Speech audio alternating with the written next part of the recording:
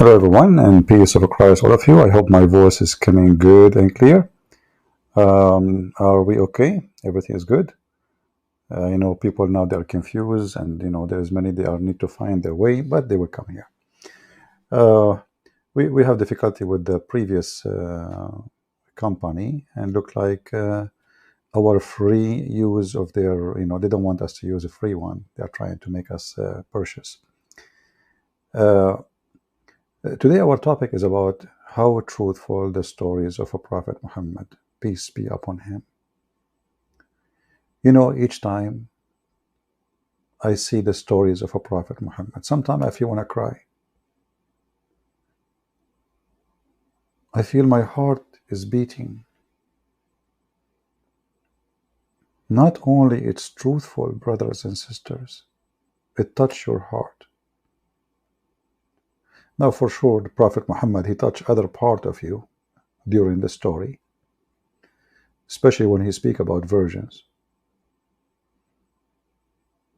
But don't go there for now. We will leave it to different occasion.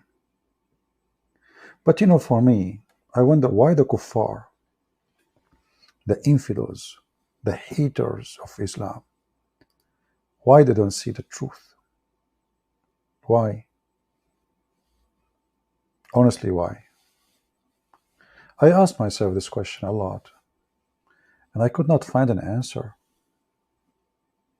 The only answer I was able to come to, or solution, that they are jealous, because we Muslims, we will get a lot of virgins in the bedroom, or even in the bathroom.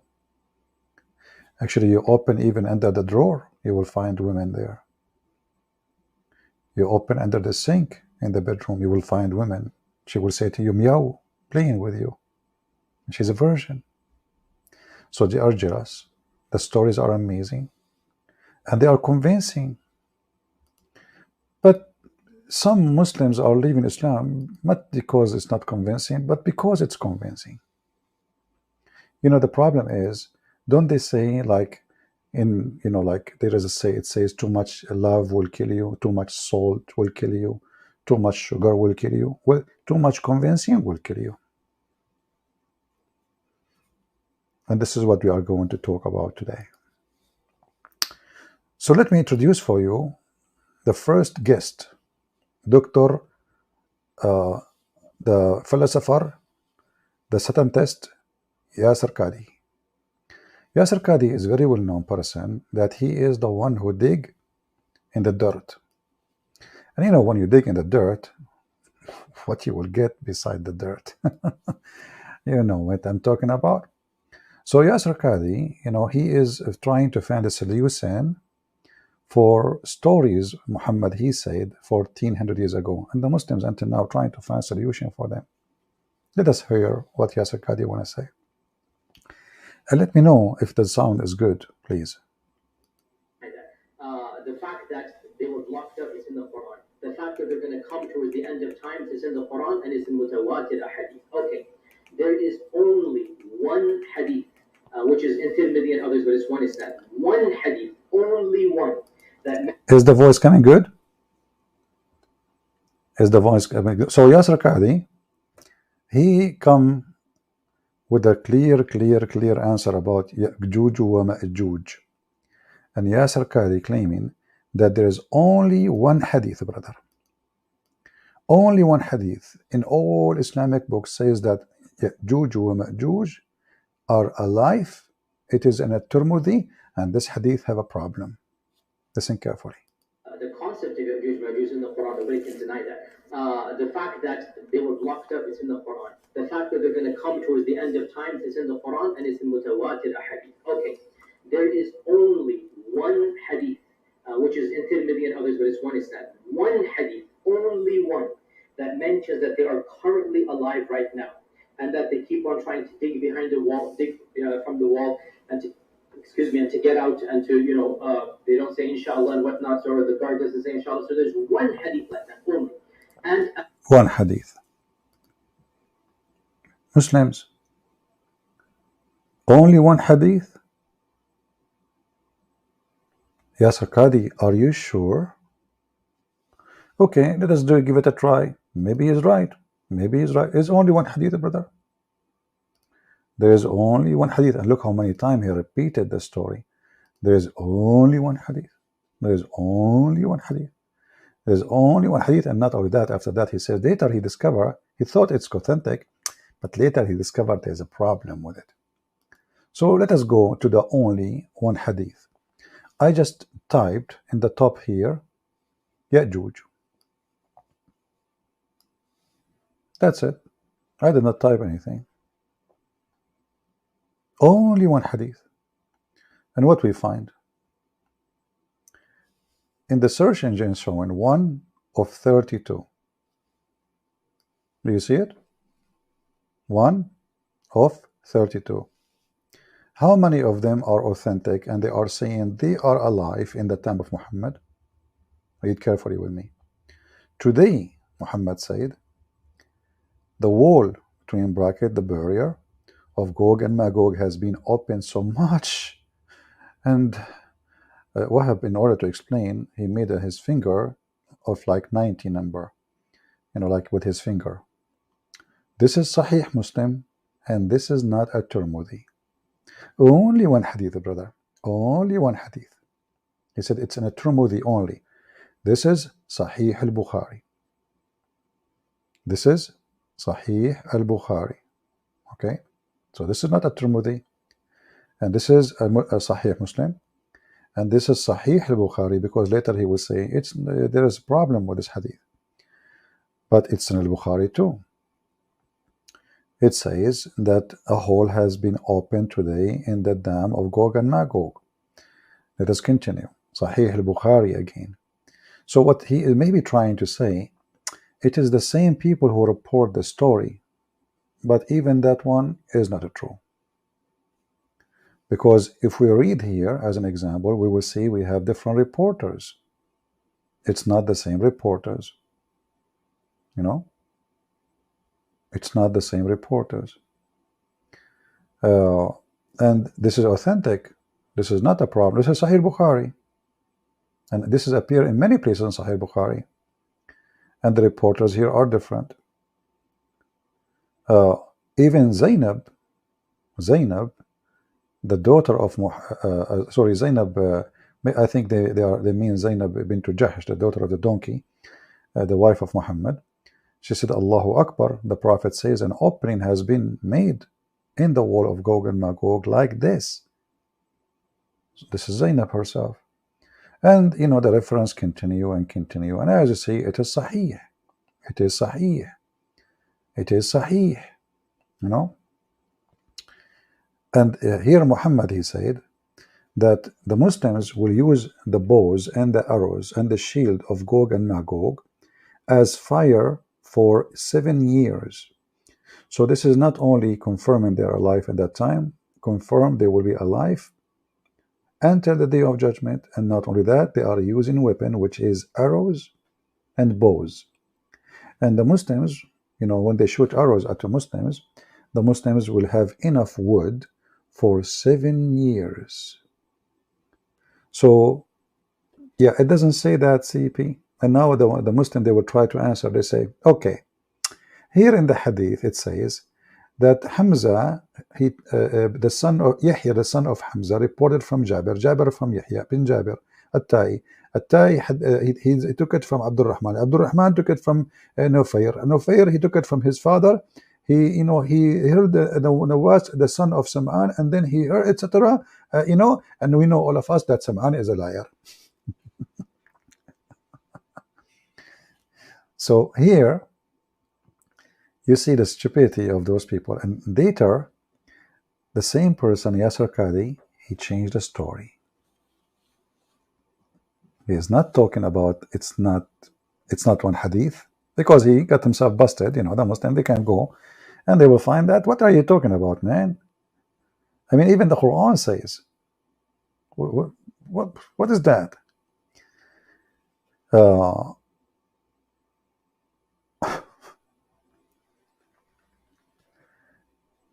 And actually, by the way, here, Muhammad, there is a Muslim, he made a comment, says, it's creepy, don't try, Islam is growing. Here it says that when before the judgment come, there's nobody will go to the Kaaba. Do you see it? the Kaaba will be totally abandoned. Abdul, take reference. Huh? The Kaaba totally will be abandoned. Sahih al-Bukhari 1593. So either you accept that Muhammad is lying, because if not going to be, and this is Sahih, very authentic, if the Kaaba will never be abandoned, then Muhammad is a liar. Choose one. It's up to you. We go back to our topic. Now, after the failure of this Yasir Qadhi trying to duct tape the stupidity of Muhammad, as you see, all of those are Sahih Hadith, those are Sahih al-Bukhari, and they are very authentic, they are very trustworthy, you know. In this Hadith here, this is from Zainab. This is from Zainab herself. And the liar, he said, there's only one Hadith. The Messenger of Allah saw SAW, the shortwave. He woke up red in the face. And he said, La ilaha illallah. Away to the Arab from the evil that has drawn night. Muhammad not only confirming that they are alive in his time, he is confirming that they are coming here very soon. Do you see it? To the point he is so terrified. This will remind you, if you wake up in the middle of the night and your wife, she don't have her makeup, you know, you might get scared. You know what I mean? You know the thing? I'm just joking, just joking. Hey, ladies, don't be upset from me. I'm just joking. So, away for the Arab. And you know, so if they are not alive and they are not, etc., what this guy is talking about? And he count the number 10.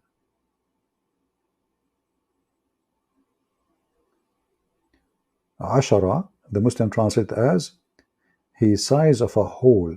All of this, why? Because those people behind the wall, they open a hole in the size of you, like you open your thumb, you know, and your finger together. That is the size. And Muhammad is terrified because this is too big.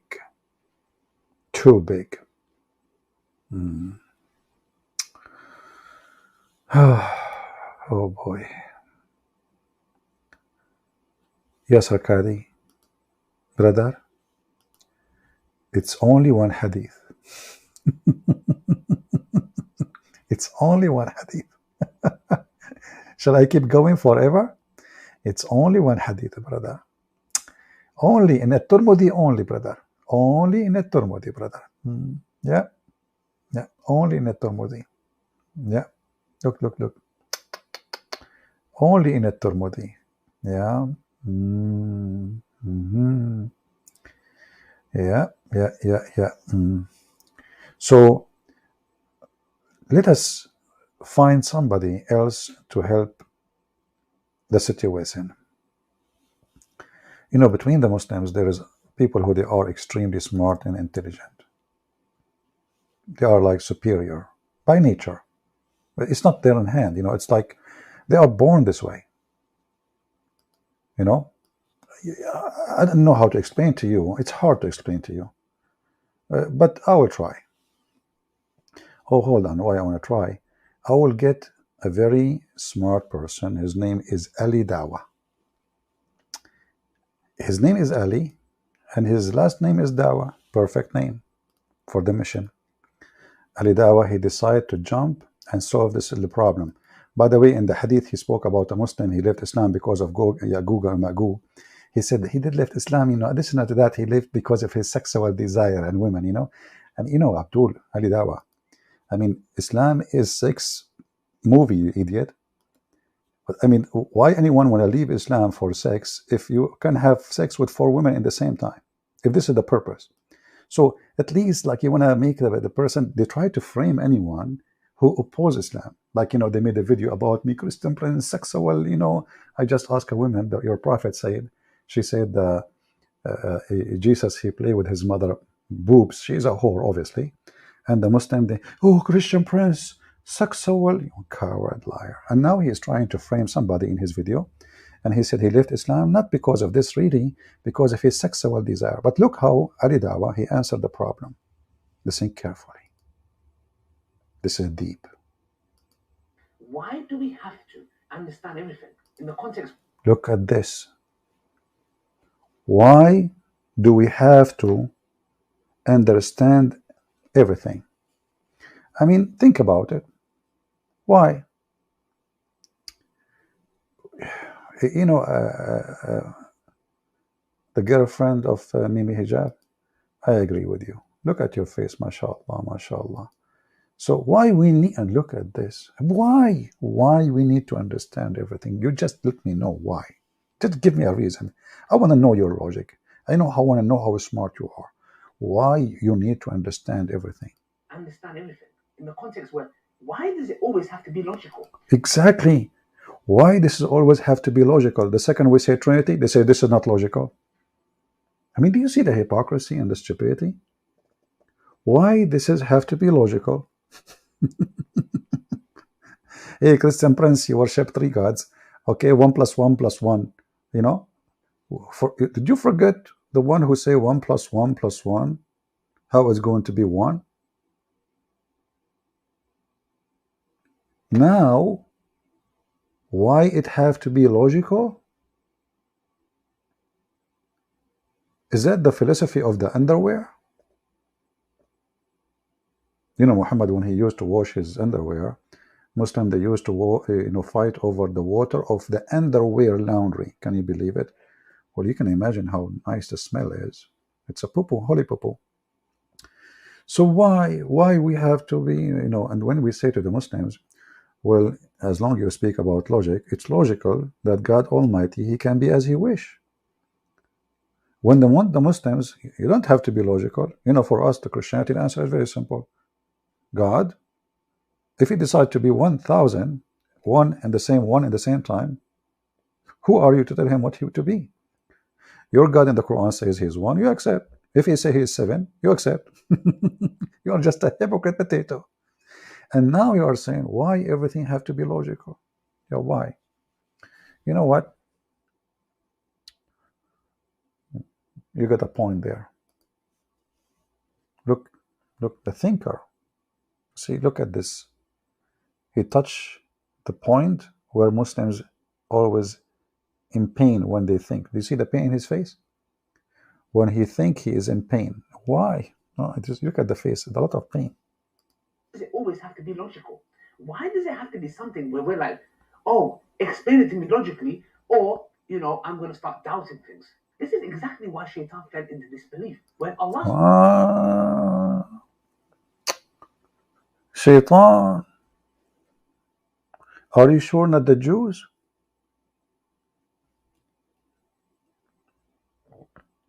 Listen. The one who made you think this way is Satan. Yes, Satan. Who gave the Prophet Muhammad satanic verses? Satan. Who deceived the Christians and the Jews? Satan. Who deceived the Shia? Satan. Who wrote the Hadith? Shaitan. Who made Yasir Qadhi says there's a whole narrative? Shaitan. Who made Mimi Hijab have that stupid interview? Shaitan. 2 minutes from now, maybe he will blame the Jews. So, okay, what do you do? So is that the solution now? Why we need to understand and why, isn't the Quran says is the book of guidance? So if this is a book of guidance, why people are confused and why you are saying to them, should not understand? Because if a book of guidance cannot make me understand, that means the book of guidance is the book of potato. It's imagine I give you a manual, how to take an engine down, how to put it together, how to install a table. And then after you read the manual, you get more confused. That's mean there is a failure in the manual and it cannot be from God. Isn't God perfect? Can't God explain himself? So you are saying to us now, and you are admitting that you, Muhammadan, cannot understand a word of what your God is saying. When the whole story is very simple. Zulqarnain, he found where the sun set, mashallah, and you try to cover it in duct tape and you say, Oh, this is from the perspective of Zulkarnain. And we ask them where it says perspective, man. Where in the Quran we find, like, can't Allah add the word perspective? Maybe he forgot. Maybe he forgot. Somebody saying, good day, CP. Well done. For good job, brother. Are you in Facebook too? My friend, no, I don't have Facebook. I don't have any of those pages. I have only a Patreon. This is my only Facebook if you like to join us. And it's for free. Do not need to make any donation. And by the way, every video Ali Dawah, donate for us.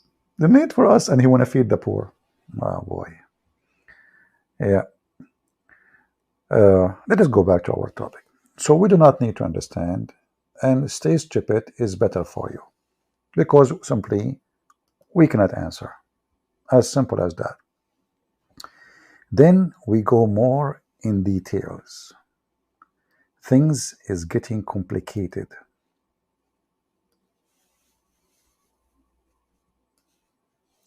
Let us put this video for you.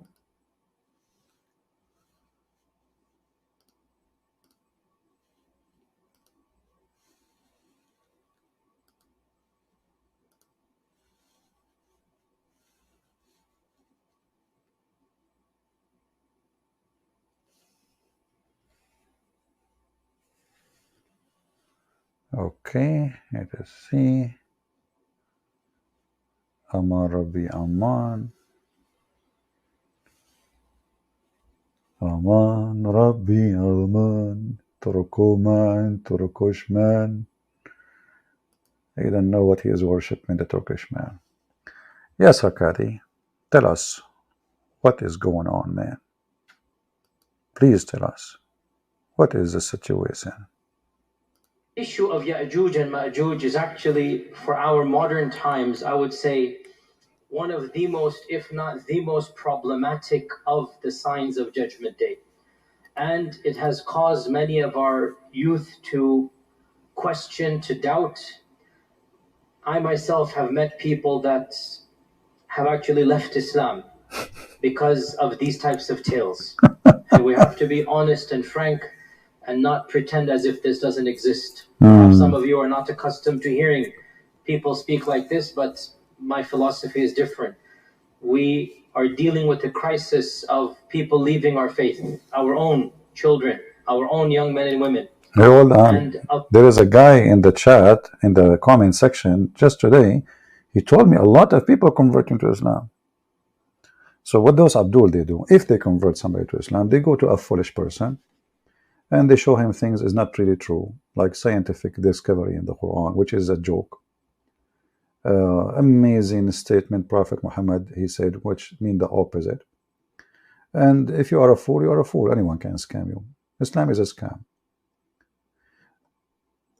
Yasir Qadhi is speaking of a reality that a lot of people, when they read those stories in the Quran, immediately they come to conclusion, we should leave Islam. Some people complain about Christianity and Islam debate. You could go there and type, says, guys, Christian Prince is live on air. Join him here if you want to join us. Search for the name of this video. Make a comment. It's okay. No problem. Many people, they download my videos and they go live. Some of them, they are like, they're being stupid because they don't help us. I can shut down all those channels, but, we don't want to do that for the benefit of spreading the education. So here, children are leaving Islam, our own children's. And the video is long. I wish I can play it all. But Yasir Qadhi, he might complain about it as usual. And you can watch it in your own risk, so just to laugh. He make it clear that there is Muslim, they come with many solutions, but none of them is a solution. It's a false narrative. In other way, it's not true.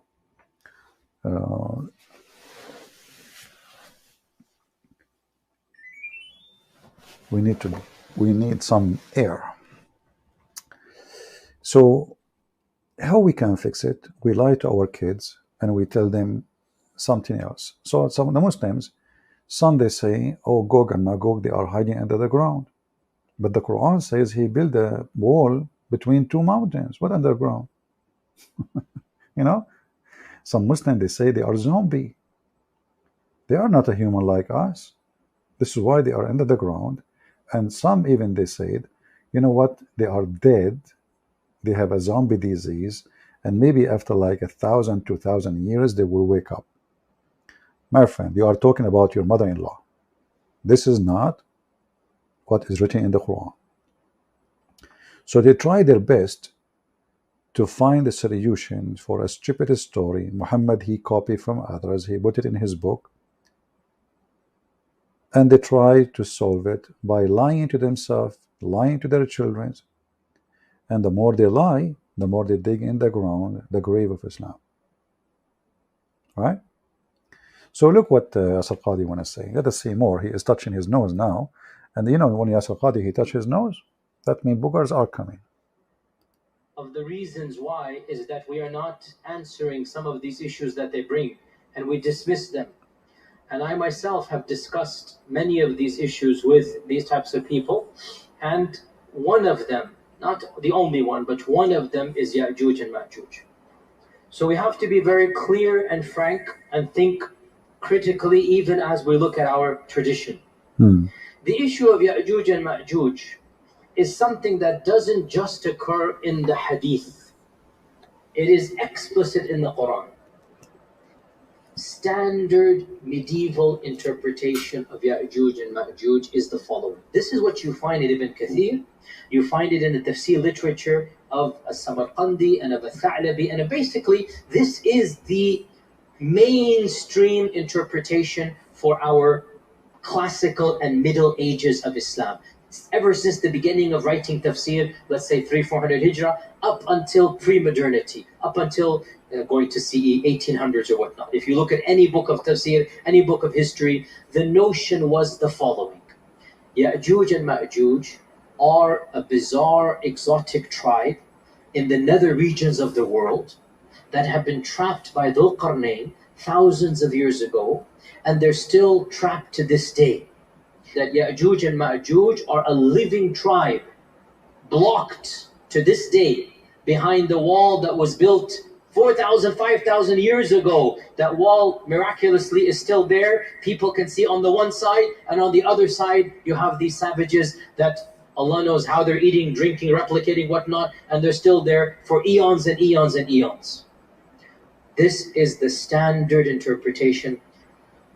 Dare I say, anybody who knows science and geography and modern civilization, you cannot believe that there is a tribe for 4,000 years trapped behind a wall. I mean, if you believe this, your position, I cannot believe it. I cannot believe it. Yeah, Abdul, did you hear this? If you believe this garbage, me myself, I cannot believe it. But this is what Muhammad said. They are digging a hole. He woke up from his dream.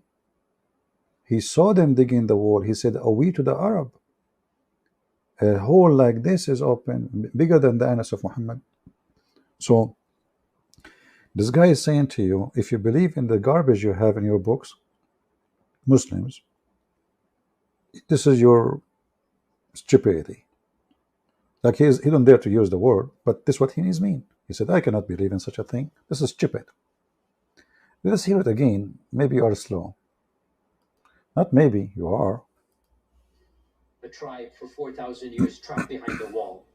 I mean, if you believe this, it's your position. I cannot believe it. I find this very difficult to believe. Many Muslims still believe this.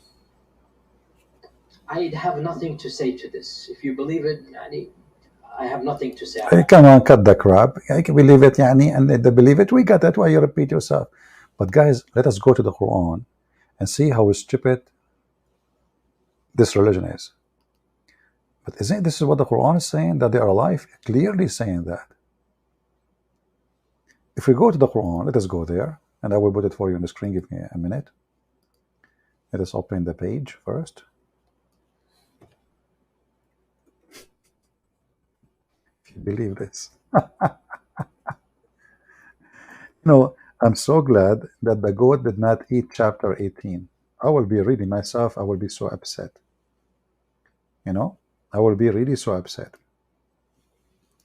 But just to show you how low the IQ of those who call themselves sheikh. Yasir Qadhi trying to say they cannot be people who they are exist now. Maybe they will exist later. But if you read the Quran, you will find the following. And this is why we laugh at the low IQ of those who call themselves sheikhs.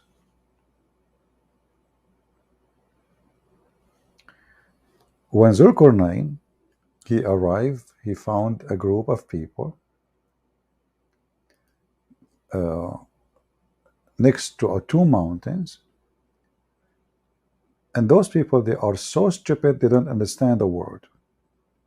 And then they said, Zulkarnain. Do you see? The stupidity is amazing.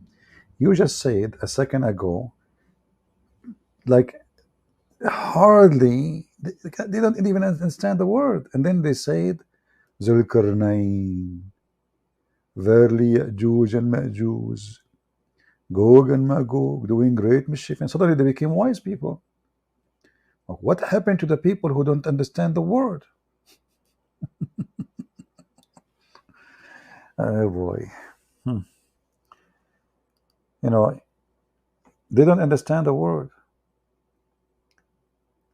And here you notice something that most of people who talk about this topic, they don't speak of. You see, when I read things, I read it differently.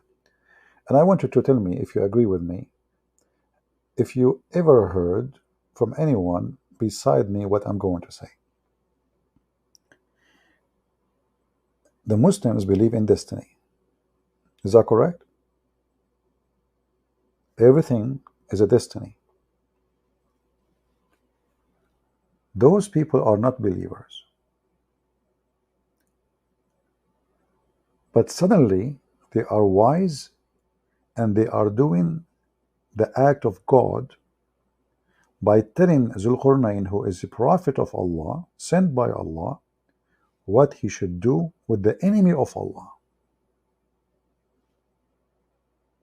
Do you understand what I'm saying now? Who is Gog and Magog? Gog and Magog, they will invade Mecca. They will try to invade Mecca and Medina. What they would do? They would try to conquer Islam. Okay. Why Allah is not the one saying to those people, or to Zulkarnain, build a dam between those people and the rest of the world? The plan is coming from people who they are stupid, as the Quran confirms. They can understand a word, which means they are ignorant, uneducated, stupid people. So the stupid people, they are making the plan of Allah, not Allah making his plan. For if this is a destiny, and Allah destined for them to be stupid and not to understand the word, then how those people, they are coming with the plan? And the plan is a plan of a stupid brain.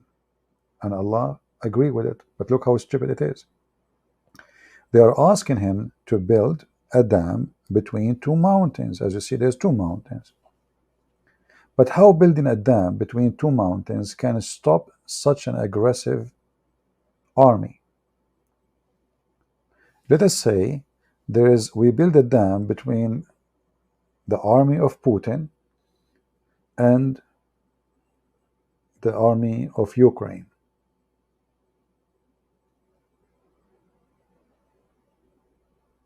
But it's a mountain.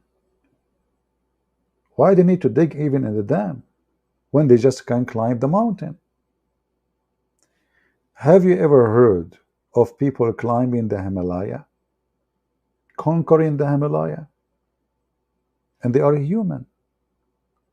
Those are very aggressive creatures. They are not even normal. We have somebody, his name is Yahya. maybe he's an atheist. Yahya is saying Christianity is still stupid, okay? Just because Islam is wrong does not mean Christianity is right. My friend, you are a genius. I'm going to make you an admin, by the way, if you don't mind. Do you like to be an admin?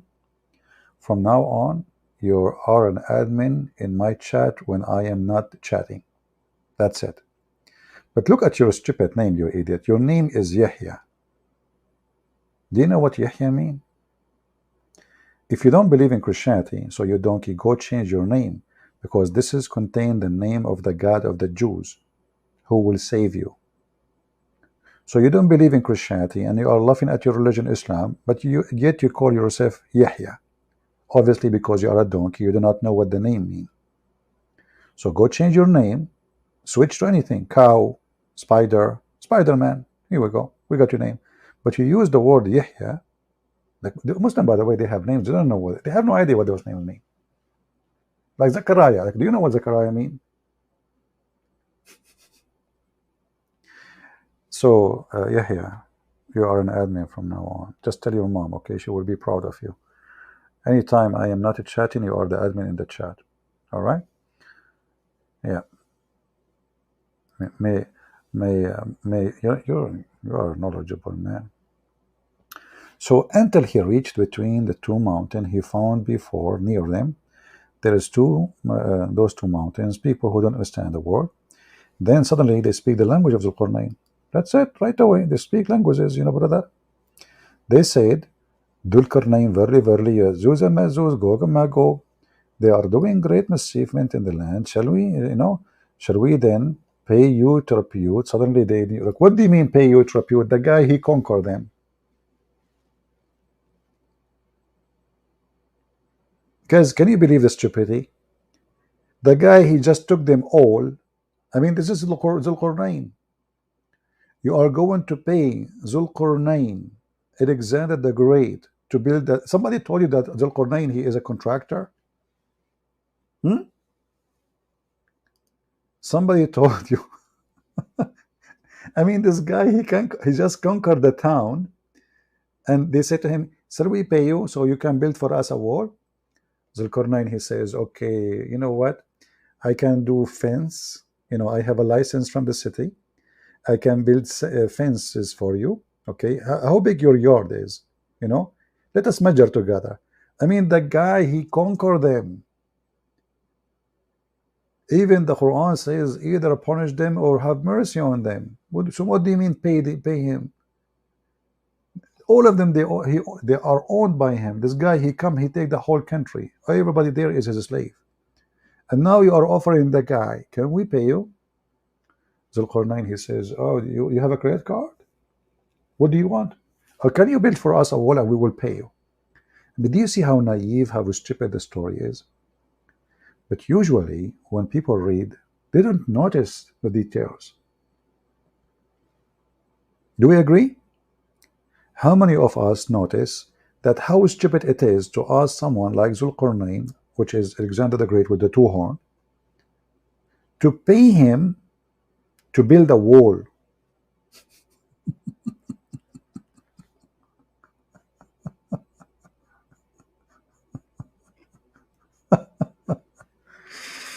Oh boy. I wish I know Zulqarnain. I had once a leak in my roof, man. And I'm assuming he have the best, the best employees work for him. They paid Zulqarnain to build a wall.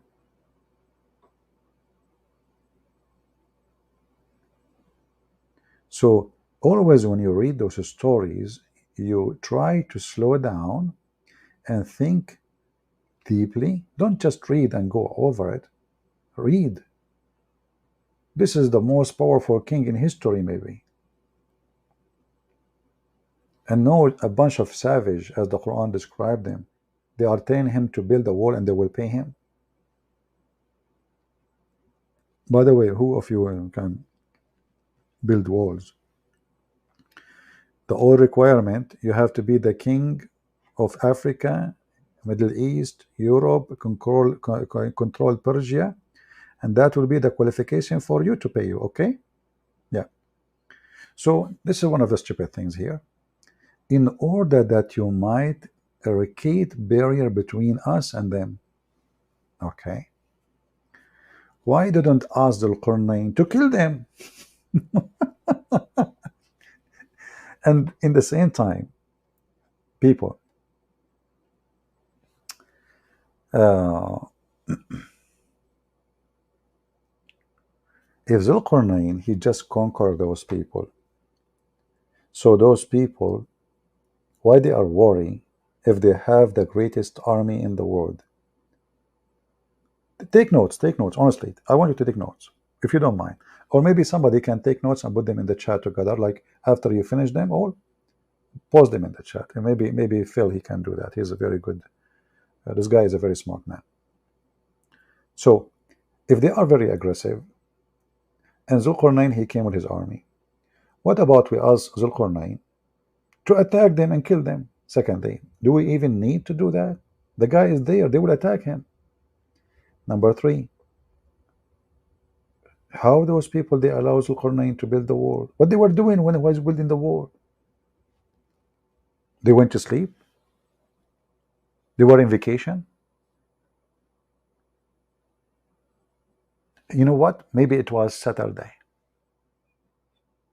And those Gog and Magog, maybe they were Jews. So do you see how many stupid things in this story? If they are so powerful, then how a wall can stop them? If they are so powerful, how come they did not notice Zulqarnain in their border?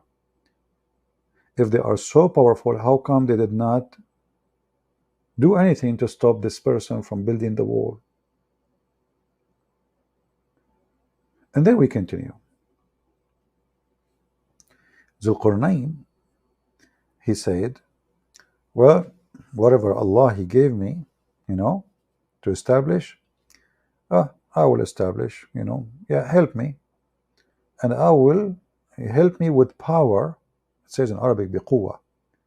And I will make between you and between them a barrier. This guy, he just asked the people who he conquered, but the people who he conquered, they are the one who asked him to build the wall.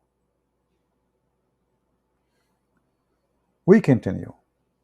Then he says, give me pieces, blocks of iron. And here we have to stop.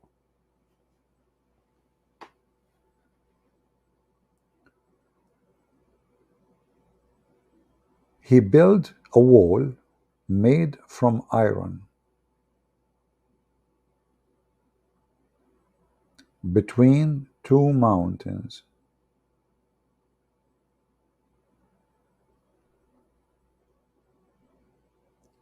I'm not going to ask how much iron you need and how those people, they can get all those blocks to build a wall between two mountains.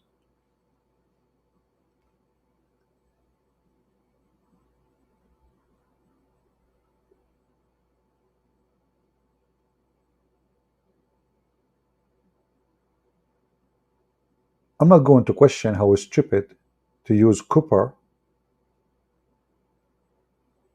and pour over it, and how much copper you want and how much copper you need. You see, when they build a dam these days, they use concrete,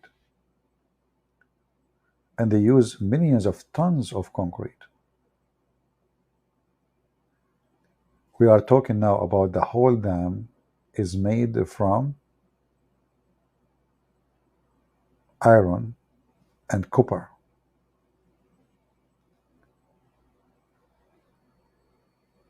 They say, they continue,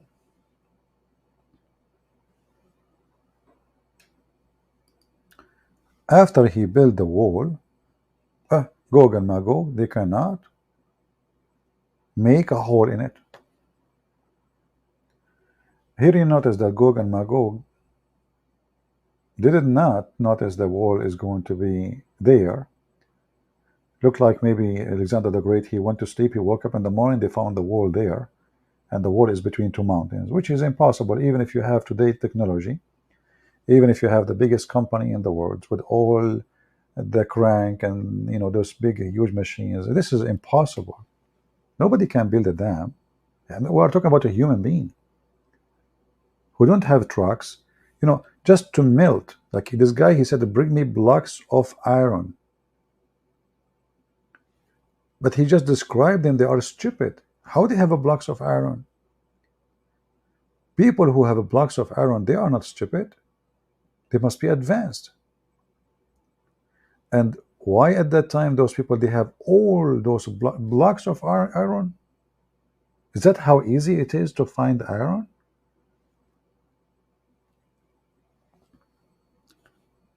So now, Gog and Magog, they are blocked behind the wall and they cannot get out. And Zulqarnain, he said, this is a mercy from my Lord, And then the story, which is going to expose the lies of Yasir Qadhi when he is trying to say, well, there is no way those people, they are alive until now. Or they are alive after this has happened. Maybe they died maybe 10 years after. So what is the solution? Read the verse with me. It says, and on that day, i.e. the day of Gog and Magog, will come out. So the verse is so clear that they are behind the wall until the day of Judgment Day. It's in front of you. And the liar, Yasir Qadhi, who is trying to escape the humiliation of being stupid and Quran being stupid and Muhammad being a liar, he is saying there is no way that those people, we cannot believe that those people are alive until now. And even he said, I am an engineer. He want to say actually that he is a scientist. Let's put him again just to remind you, refresh your memory of what he just said.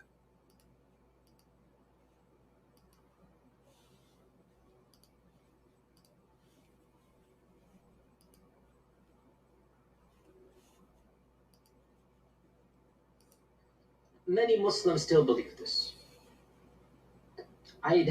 You cannot believe that there is a tribe for 4,000 years trapped behind a wall. I mean, if you believe this, that's your position. I cannot believe it. I find this very difficult to believe. Did you hear it? People, did you hear it? But if we read the verse together, we will see immediately that the Quran made it so clear that those same people will be, this is the whole point of the war. If they will die next year, why want to build a wall? And the Quran saying that clearly, that they are being held behind the wall.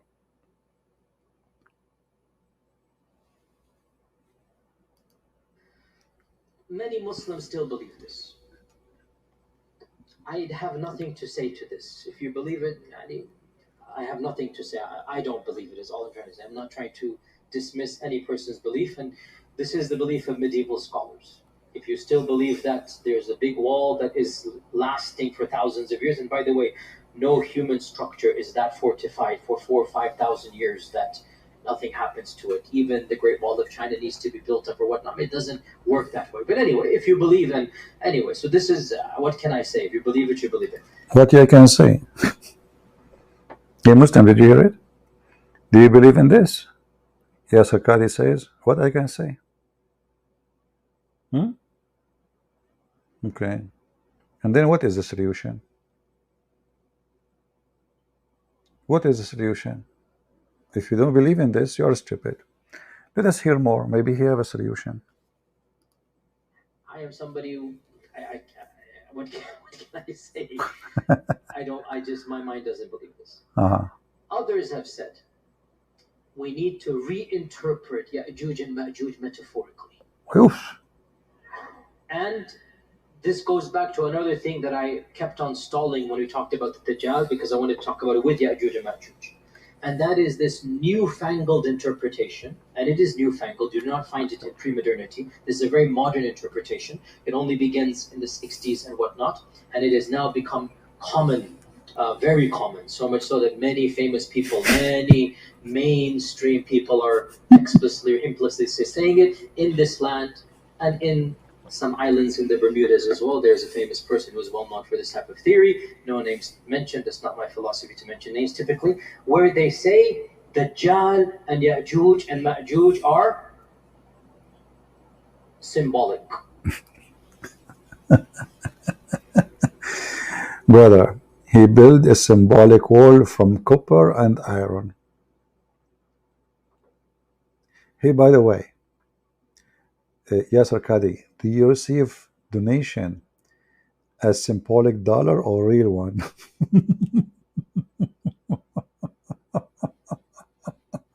By the way, he is not agreeing. He's saying this is stupid too. We have to give him a credit now about this. But we want to see what he want to say. I mean, okay, so this is stupid. The claim of it is symbolic is stupid. So what is the solution? Symbolic. Hmm. It's not an entity. Dajjal is, he will say, globalization. And Yajuj and Majuj, they might say Russia and America, the superpowers. Christian Prince too. And honestly, I mean, okay, jokes aside, I admire the fact they're trying to salvage the tradition because they understand that mainstream interpretation doesn't make sense. So they're trying to salvage the tradition. And they say, you know what? Dajjal is a demonic force. Dajjal is a global empire. Dajjal is the new world order. Then you get into the triangle and the eye and this and that, and the whole rabbit's hole begins. You can now, once you go down the rabbit's hole, make dua, there's nothing to be done once a person goes down that hole. What can I say? If a person believes this as well, if your principle is no hadith, then you can derive an entire interpretation that is independent of mainstream Sunni Islam and be gone with it. A third interpretation, and this became common. The first person I know who said this was back in the 50s, maybe before, but at first I know, back in the 50s. He said that Yajuj and Majuj are the Chinese race. And the great wall that was built by Dhul Qarn. Do we have any Chinese here? Do we have any Chinese here? Please reveal yourself. You've been called. It turned to be the Chinese are Gog. And you see, by the way, he's a coward. He don't want to say what they say. They don't say the Chinese. They say the Asian. His prophet, even he mentioned the Turk. He mentioned that the Turk is one of the tribes of Gog and Magog. That's why he said, don't fight them as long as they don't fight you, because they are aggressive criminals. They are Gog and Magog people, but they are like a friendly kind of them, but they are still very criminals. So he said now that mainstream Muslims, they are going to the direction to say, you know what, the wall they are talking about is the wall of China, and the one who they are Gog and Magog, they are Chinese. You know, by the way, I did not tell you this, but this is between us. I'm Chinese. I have a cousin. Maybe you never heard of him because you don't, I don't like TVs or movies. His name is Bruce Lee. So once me and Bruce Lee, he told me, Chim ho, So he was telling me, let us play some karate, and so we can learn how to jump over the wall of China because we are from Gog and Magog, and then we can attack the Kaaba. I said, Bruce Lee, like he was really, it was a very, very hot debate. Because we ate before we speak hot noodles. We are Chinese. We eat noodles a lot. Hot noodles, very hot. So it was a very hot debate. And he says to me, like, you can do it, and I say, like, this is impossible. Do you see how high the wall? built by the Qur'an, you know, and like so it was very hard to and this is how he died. Yeah, I mean the idiot. Sorry, he's my cousin, but may Allah bless him. Now he's dead. Uh, he decided to jump, and he broke his toes. When they took him to the hospital, at that time there's no hospital. It was like the barber shop. So they put him on the table, and they start to fix his toes. And then like they put the toes in the plastic, and like there's no plastic actually, it was a piece of wood. They tie it up, and then whips, his shoulder came out. It turned to be that his toes, like when it went loose, it made his shoulder get loose too. So like, and he died. And then since then I said to myself, over my dead body, I'm not going to jump over the wall. I will stay Chinese, and I will be in China. Now, be honest with me. How many of you don't? It's this story, true story. Come on, guys. I mean, why people put in mojo for me? Show respect. What mojo? Like, come on. I told you life. This is my cousin. He died, and you laugh. You just told you Bruce Lee, my cousin, he died, and because evil people. There's nobody feeling for you these days. So now the Muslim, they jump from zombie to virtual to symbolic to metaphorical to Gog and Magog. They are the Chinese.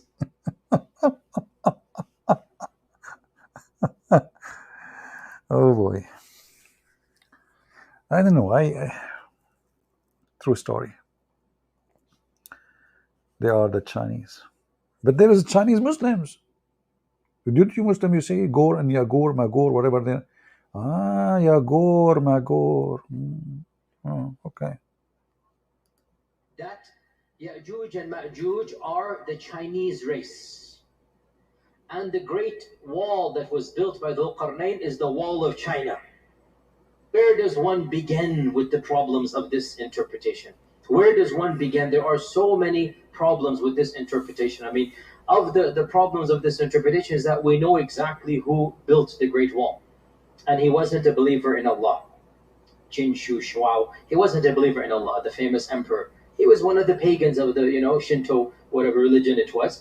And the Great Wall was actually built to protect the Chinese people from within, not from without.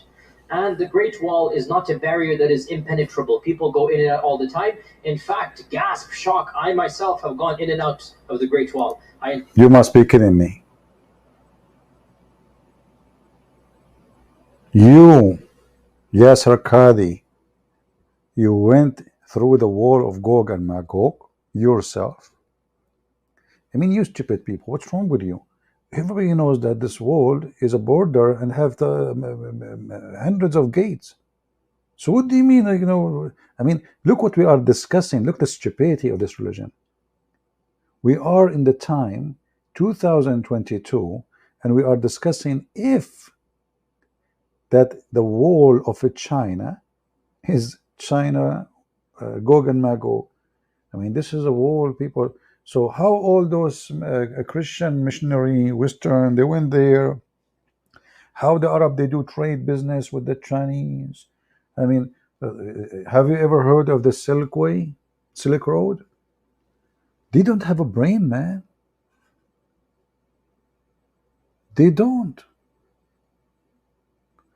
And this poor guy trying to speak to brainless people. Go. In fact, did a video that went viral 2 years ago. I took a group to China 3 years ago, and I stood on the Great Wall, and I have a video, YouTube clip. Is the Great Wall of China the wall of Yajuj and Majuj? You can look at it yourself. And I said, no, it's not. Don't worry. It's not the Great Wall of them. Another group says, and this is something that I have heard myself, some ulama say, that perhaps Yajuj and Majuj are not on Earth, but under Earth. That's why the satellites haven't discovered them. That's better. You got a point there. I will tell you, this is true story. Once, Trump, he was a president at that time. So me and his son, Junior, Donald Trump Jr., we had a fight. So I was looking for him all over the place. I contacted my cousins in China and to look for a satellite to find him. They could not find him. We looked everywhere. We used Google Map, we used Google Drive, we used everything, and then we could not find him. Why? Finally, we found him. He was hiding in the basement of Joe Biden. Admin, anyone he will use a bad language, you are there for a reason. So do your job. Anyone will use the F word, we will block you. Don't use bad language. Keep your mouth clean. Otherwise, we will put a shoe in it. So listen, we find him hiding in Joe Biden basement, which is covered by layers of the thing. He put a lot of the thing. So like the radar, like we go everywhere the radar can go under the ground, except the basement of Joe Biden. It cannot go through because it's covered by the thing, and each time we send radiation from the this was called radar, radiation. So we send radiation and reflection come back because Joe Biden, he covered the basement with the thing, and until now, by the way, the son of Trump is hiding there. This is a true story. It's even to prove it to you, it's a true story. CNN wrote about it. I'm telling you, it's a true story. So now, Yasir Qadhi, he proved to the Muslims that the whole of China is not Gog and Magog. Why? Because the brother, he took a video in it.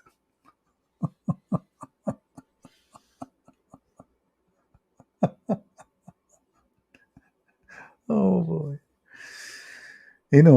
I did read when I was a kid a book long time ago. And in the book, it says that Chinese says, he lived as a donkey, he never came back as a horse. And since then, I cannot forget this statement because it's really true. There is many people, they live and die as donkeys. You cannot make a donkey a horse. So this is about a person who maybe went around the world and he came back as he lived. He's a donkey. He did not learn anything. And this is exactly what we are facing. So this guy, he wanted to prove that the wall of China, the Great Wall of China, is not the wall of Gog and Magog. How? We take a video in it. So all those millions videos of Gog, of the Wall of China and the tourists, do you need yourself? What about playing a video of somebody? No, we have to go there to show you. So, he take donation, he take the money of the Muslims, he go there for free. Hey guys, who want to support me to go to China Wall? Because I want to prove to you that the wall of China is Gog and Magog wall. Okay, who want to pay for the ticket? Okay, listen, I want Alhamdulillah, I want round trip, and I want upside down trip ticket, and I want like climbing the wall trip, and we want, like, if you don't mind, falafel, with the trip. If you can, just tell the airline. I like falafel. I'm very humble, by the way. I eat falafel and I accept dollars as donation. So, brother, mashallah, alhamdulillah, falafel, okay? We take what it's called, corrupto falafel. What the heck is that? This is their smart one. This is the smartest. Listen, who can beat this intelligence? And this, again, I appreciate the salvaging, I really do. But how can human beings survive? No vegetation, no plants with the sun, no oxygen, food, drink, thousands of years. And according to these traditions, we're talking about gazillions of people. What is the answer to this conundrum of Yajuj and Majuj? It's very easy, you idiot. They have canned food. You go to Walmart, you will find endless shelves. This is before Biden became a president. After Biden became president, the shelves are empty. You go to Walmart, you can buy sardine, mortadella, spam, ground beef, corn. I mean, very easy. Actually, somebody told me, and this is very trustworthy resource or sources, that Gog and Magog, they open a hole under Walmart and Costco and Sam's Club. So when everybody go to sleep, they open the hole, they take the food, they eat it, and they go down. By the morning, nobody see them.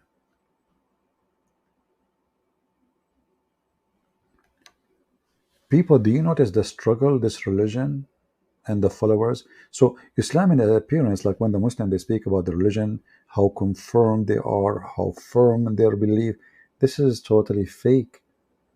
This religion is the most stupid, and the Muslims are struggling to believe in it. What we see in the front of our face now is the drama of the truth. Why the Quran mentioned this story? If this, what is the purpose of this story? This is stupid. But we as a Christians, we should be very thankful to God that Muhammad was an extreme fool person.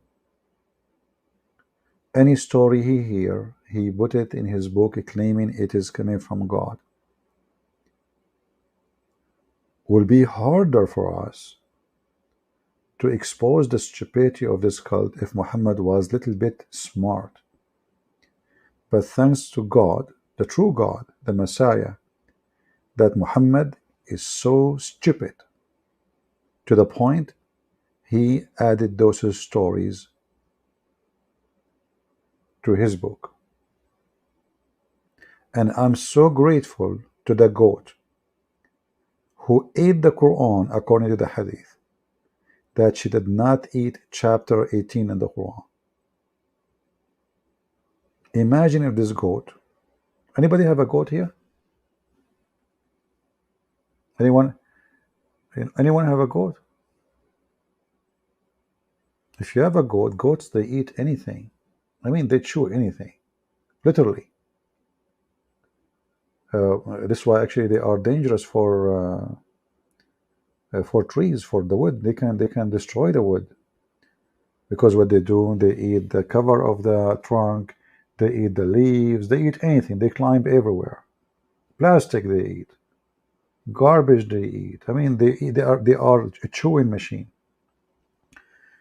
And the hadith says that the goat, she went inside the bedroom when the prophet was dead, and she ate from the Quran chapters, which the one about stoning to death and the other one is about breastfeeding for adult. And I think this goat, she chose that chapter about breastfeeding for adult for a reason, because goat, they do breastfeeding, so they were jealous. They don't want to see competition from the human. They want to control the business. So she went inside the goat. She said to herself, what the heck? This guy is teaching his followers to do breastfeeding for adult. So what we will do for a living now? And why people will even hire us? Why they will feed us if they are going to breastfeeding for adult women? So what the goats for? So she decided to do like a suicide mission. So she went inside the bedroom. She found Prophet Muhammad in the bed. She flipped Prophet Muhammad. Where is the guy who says to me, Christian Prince, you lie? She did not flip the Prophet. I said, why? He said, because the Quran was under the bed. The guy, the second he said under the bed, I said to him, are you saying your Prophet, he sleep on the Quran? He put it under his ass? And suddenly he decided to change the topic. First, he thought he got me busted. But anyway, my friends, as you see, this religion is very, very... Look, we have our friend here. He just joined.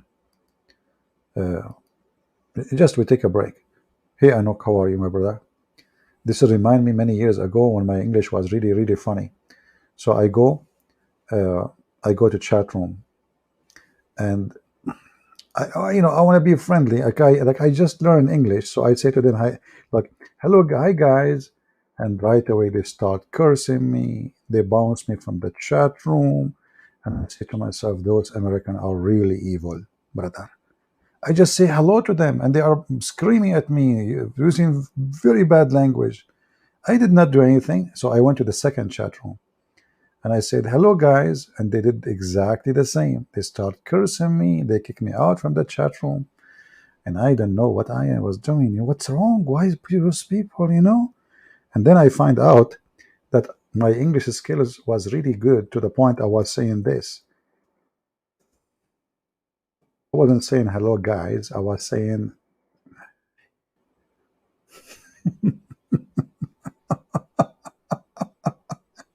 I mean, it's how in the world I mean, no. And every chat room I go to, they bounce me, they curse me, and I get upset. Like, what the heck with those people? I mean, what I did? Am I Yasir Qadhi or what? How they knew?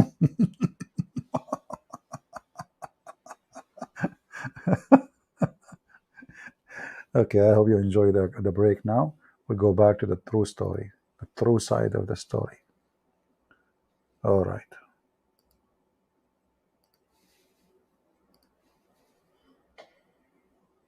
What is the answer to this conundrum of Yajuj and Majuj? I will disappoint you by saying there is no clear-cut answer. No way. Wallahi, to struggle with the truth and to admit the struggle is a safer position than to invent something that is far-fetched and then pretend that it is answering the problems. I don't have a solution to Yajuj and Majuj. I am personally skeptical, maybe because of my own upbringing and my own. I mean, I have a degree in engineering. I understand mathematics and chemistry and geology, and I just find it. Now, you can quote back Allah ala kulli shayin qadir. And I say, indeed, Allah ala kulli shayin qadir. But are we obliged to believe that Yajuj and Majuj are billions of people under the earth? This is my point. If the text told us explicitly, sami'na wa ata'na, but when the texts don't tell us this, can we rethink through and say this? So I See the liar? He just said the text doesn't tell us that they are alive until now, and they are behind the wall until now. Let us hear it again. Maybe you are not concentrating. سمعنا وأطعنا. But when the texts don't tell us this, can we rethink through? Are billions of people under the earth? This is my point. If the text told us explicitly, سمعنا وأطعنا, but when the texts don't tell us this, can we rethink through and say this? So I conclude with two opinions. The first of which is plausible, the second of which is even embarrassing to mention, but I will mention it. Please, please. As for the plausible one, Allah knows best. Oops. Perhaps this notion of a living tribe of Yajuj and Majuj is not correct. Because if you look at all of the traditions, there is only one tradition that is in Tirmidhi with one isnad that mentions the Yajuj and Majuj are daily digging. And every single day they're told to go back. All the other traditions don't mention a living Yajuj and Majuj. See how he lied? He said there is only one hadith speaking about Gog and Magog. They are alive. Only one. And he mentioned specifically they are digging and opening. They are digging and opening. But we just showed you that this is absolutely a lie. There's tons of hadith about it. And those are authentic.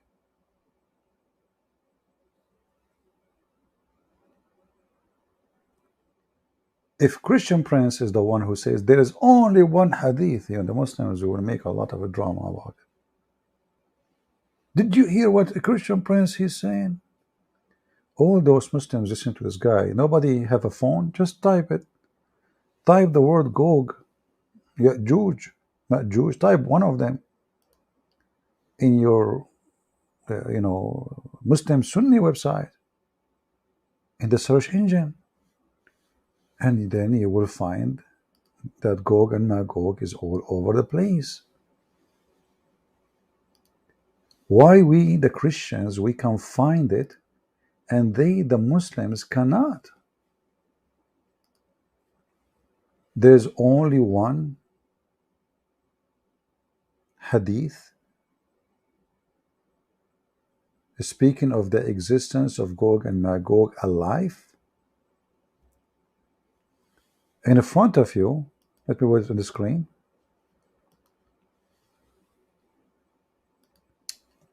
I typed the word Yajuj in Arabic. Here. Click enter.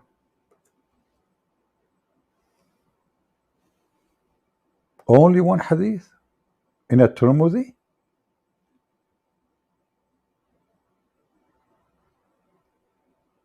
Look how many. And this is Sahih al-Bukhari, this is Sahih Muslim. Al-Bukhari again, Al-Bukhari again. What this guy is talking about? Read with me this one. It's saying, the Prophet of Allah came to visit me one day, frightened. He what? He's frightened.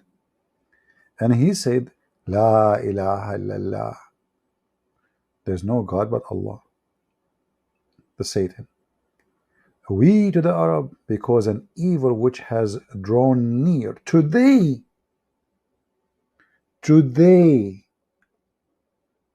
an opening of this size has been made in the barrier of what? Of Gog and Magog. Today. How long this time? How many years between Muhammad and Zulkarnain?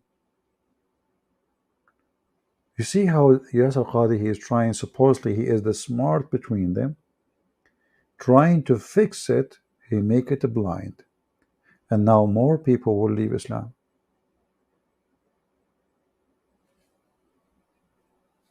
Right? More people will leave Islam. Do we have any Muslim here? He agree with Yasir Qadhi? I can play the whole video, you will die laughing, but I think this is enough. See, we appreciate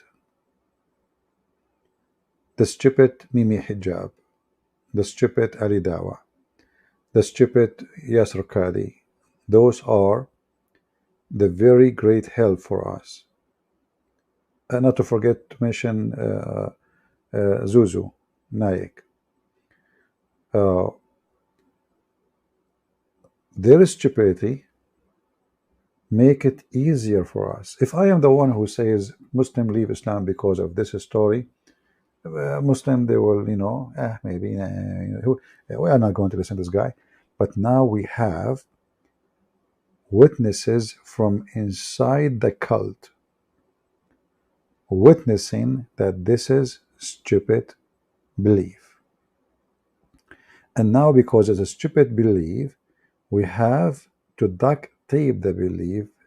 We try to paint over it, like there's a as an example, some people, they clean their houses. Some, they clean the house and they throw the garbage outside. Some, they push the dirt under the bed.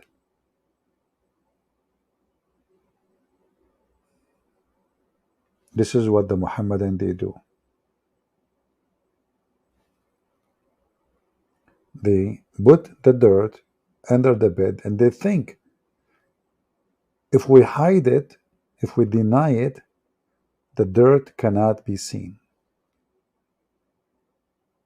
Yeah, exactly, Eric. You are using the correct, you see, Eric, your English is good, man. Not like mine. So Eric, he helped me. sweeping dirt under the carpet. But you know the problem, I don't have carpet, so I have to use the bed. You know what I mean? You know the thing? Like I'm like Joe Biden with carpet, Joe Biden, they put the red carpet for him. He don't know where it is. Where is the red carpet? Everything look black and white. He's Democrat. Anyway, you know the thing. So hiding it doesn't help you. People are laughing at you. We have our friend here, Anok. He is an ex-Muslim. And I don't know if he left Islam because he was listening to us or something else, but we are happy to have you, our friend. All right? Good. God bless you. Maybe one day you can call me and share with me your story about, if you like, maybe one day. Do we have any question about the stupidity?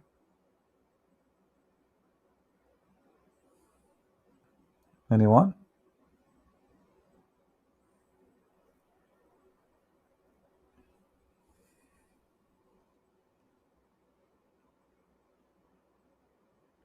Anyone have a remark? Anyone notice something maybe I did not notice? So the story of in the Quran simply presents a stupid book made by a stupid prophet who copy a story written by someone from Syria.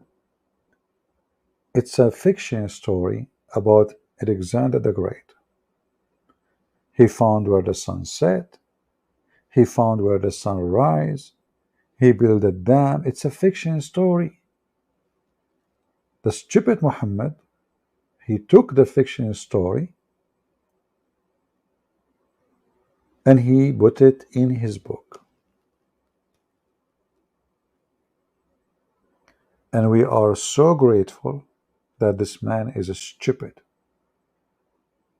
For those stories can help us way better to expose such a garbage cult.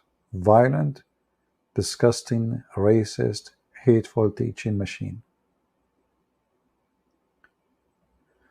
And if you read any story, like this story now, okay, Gog and Magog, and okay, until the day, the trumpet, okay, and then he's jumping to different topic. But look what happened here. When Yasir Qadhi trying to say those who believe they are alive in our time, they are wrong. He forgot the Quran says that in front of you. The dam is built to last. It says there in front of you.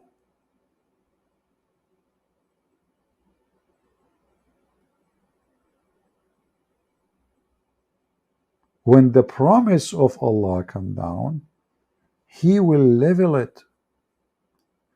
Which means what is stopping them until that day is that dam. So what this guy is talking about? Do he knew how to read?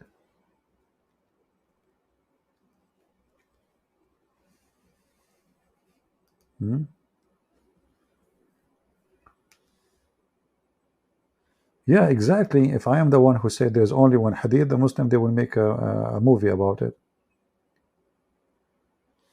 Yeah.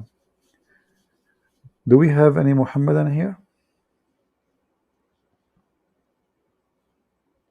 Anyone?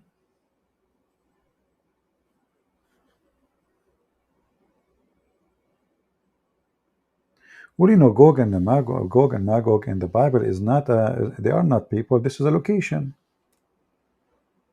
It's a location, and obviously, Muhammad, he as usual, Alexander the Great is a real person, correct? So there is locations, there are real locations. I can make a story now about a real location, but doesn't make it a real story.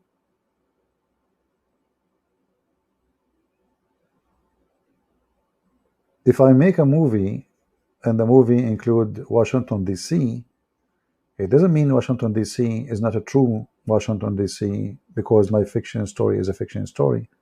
but yet Washington D.C. exists. But the story itself is a fiction story. So there is a huge difference between using some facts. All fiction writers, they use facts. Like what? Like, as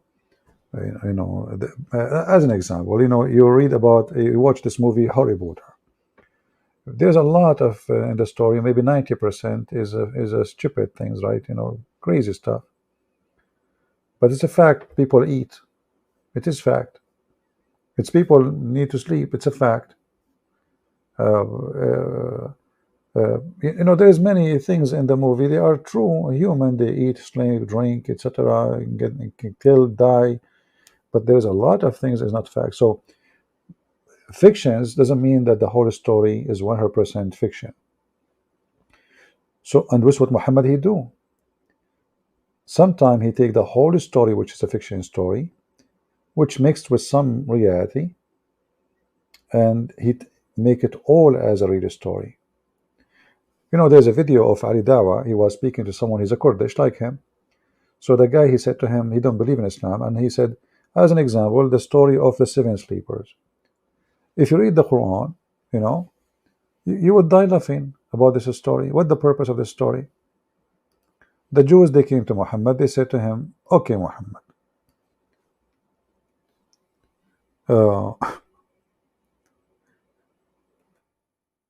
how many sleepers, the cave sleepers?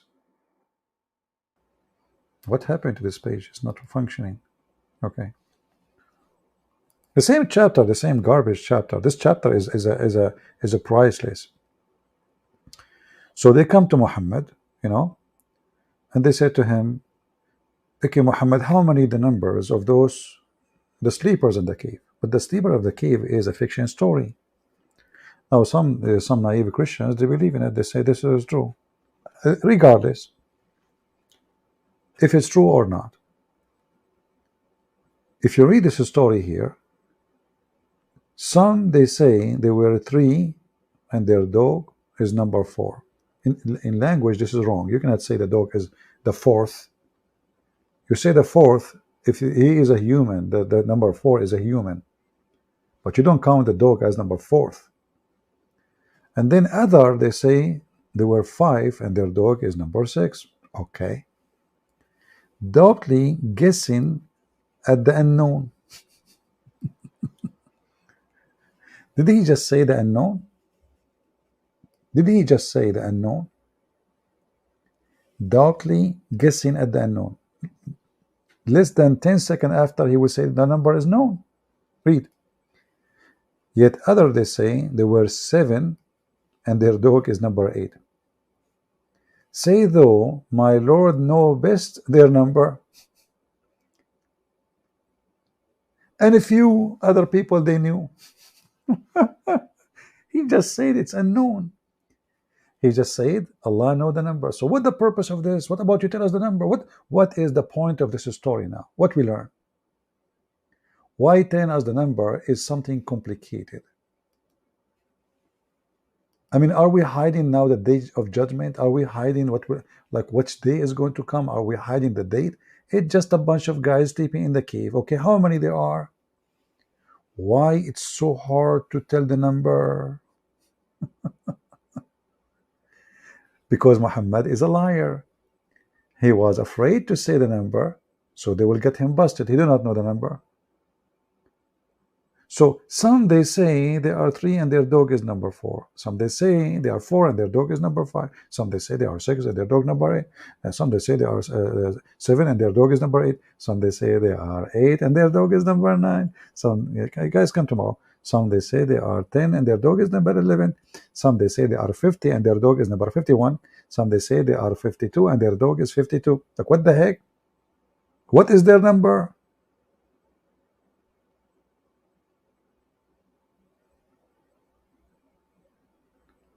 What the point of this? He did not even answer a very simple question, how many there are.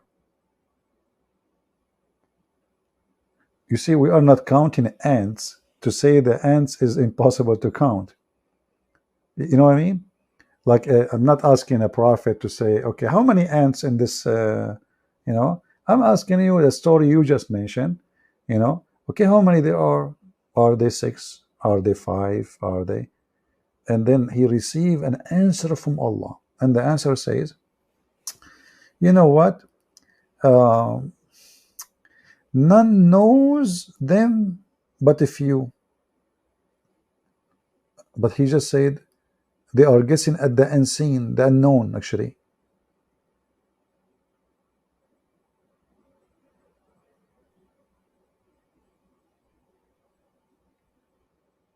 And then he right away says, none knows the number of them except Allah and a few people.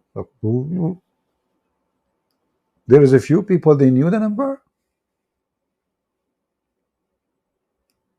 So what is special now? It turned to be not Allah, only Allah know the unseen. He just said this is unseen, which means nobody knows except Allah. But he just admitted that there is many they knew the unseen.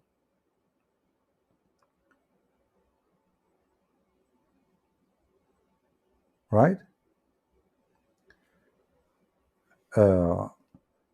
AB Frenzy, she is not watching CB again. Okay, take care. Why you are here? Don't watch. Close the door behind you.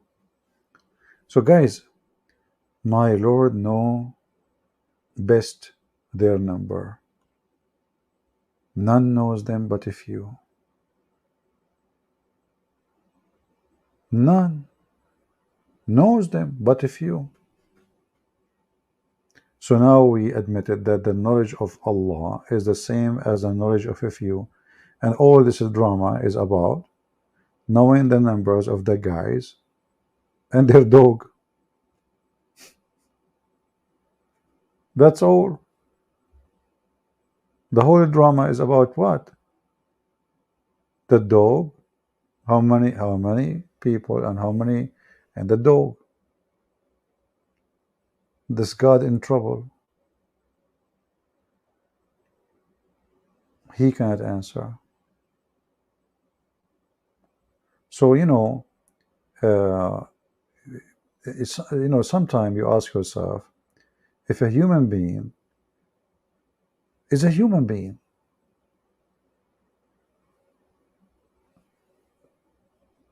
where is the brain of the human being? I mean, we are gifted.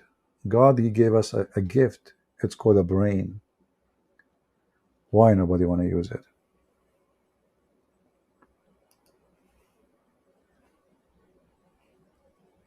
Why we take this garbage? Why we accept it?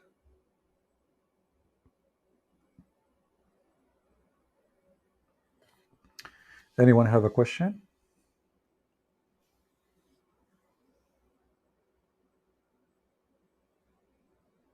Anyone? Because I have to go and visit the grave of my cousin, the Chinese Bruce Lee, and since he fell down from the wall of Gog and Magog, like in the news, they didn't tell you those stories. By the way, they didn't tell you the truth that he was trying to escape the wall, the Great Wall, wall of Gog and Magog, and he broke his toes, and then that caused him to lose his shoulder and then his belly button. I remember like when he fell from the wall and he broke his toes, they put him in the table, and like I was looking like there is like a rasur coming from his belly button. It turned to be that like this is the family thing, this is maybe not all of you have it. It turned to be like our belly button is like a rasur. Boing, boing, they came out, and then everything started coming out from the belly button. By the way, according to Muhammad, do you know why we have belly button? Who knows? Who knows? Tell me. Why we have belly button? Anyone knows? Don't tell me Allah knows best. You don't know? Well, Shaitan, he decided to spit at Adam. He did not hit him. I think the hadith says he wanna spit at his face. I forgot really. This is a long time. I did not read it. But he hit his belly. You know, because the shaitan is made from fire, brother. So imagine if a drop of acid fell on your skin, what is going to do? It's going to make a hole. So it's scientifically proven that this was the spit of shaitan in your belly. Look at it. Just look at it. I mean, I don't know. I don't know if you guys have like us. You know, we Arab, we have belly balm. Do you have belly balm? I don't know. If you live in California, I think you don't have it because now they are trying to replace it with, electric cars. You know, but we, the human, from we have belly balm. How do I infer that Gog and Zulqarnain? What is the question? How? I thought you are not going to come here no more. What happened? What the heck? You left, you came back? Oh boy. How do you infer that Zulqarnain referred to Alexander? Very easy. Go to Ibn Kathir, they will say Zulqarnain is the one who built the city, it's called Alexandria. Who built Alexandria? You know? Now don't tell me Joe Biden. Please don't. Please don't. The Democrat now, they are making Joe Biden the one who fixed the whole universe. He's fixing the the climate, everything. That's it. Everything's perfect now. That's it. Joe Biden, you know the thing. Prophet Joe Biden, peace be upon him. So he is the one who built the city of Alexandria. So who is, you remind me, like once in Saudi Arabia, they have a program in TV. They ask in Ramadan, it's stupid programs. So if you answer the question, they give you like I don't know how many grams of gold. The question was air condition New York. What is the name of the air condition? So they asked the first Abdul in the street. Air condition New York. What is the name of the air condition? Okay, Mitsubishi. No. The question, like, keep going, and nobody is answering. The question is, air condition New York. What is the name of the air condition? You believe it or not, nobody was able to find it from the Saudi. Then a foreigner, I don't know, he was Indian something. They asked him the question. He said, "Well, you just said York, right?" He said, "Yeah." He said, "What is the name of the condition?" And brother, the question is so hard to the point nobody can answer. Zulqarnain is a name was given to Alexander the Great because the Roman, when they go to conquer, they go to war, they wear a hat, have horn. Go and watch even movies, they will show you that. So this is not something new, you know.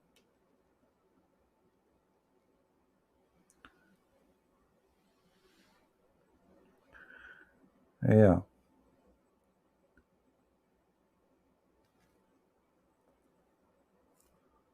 Do we have any other comment?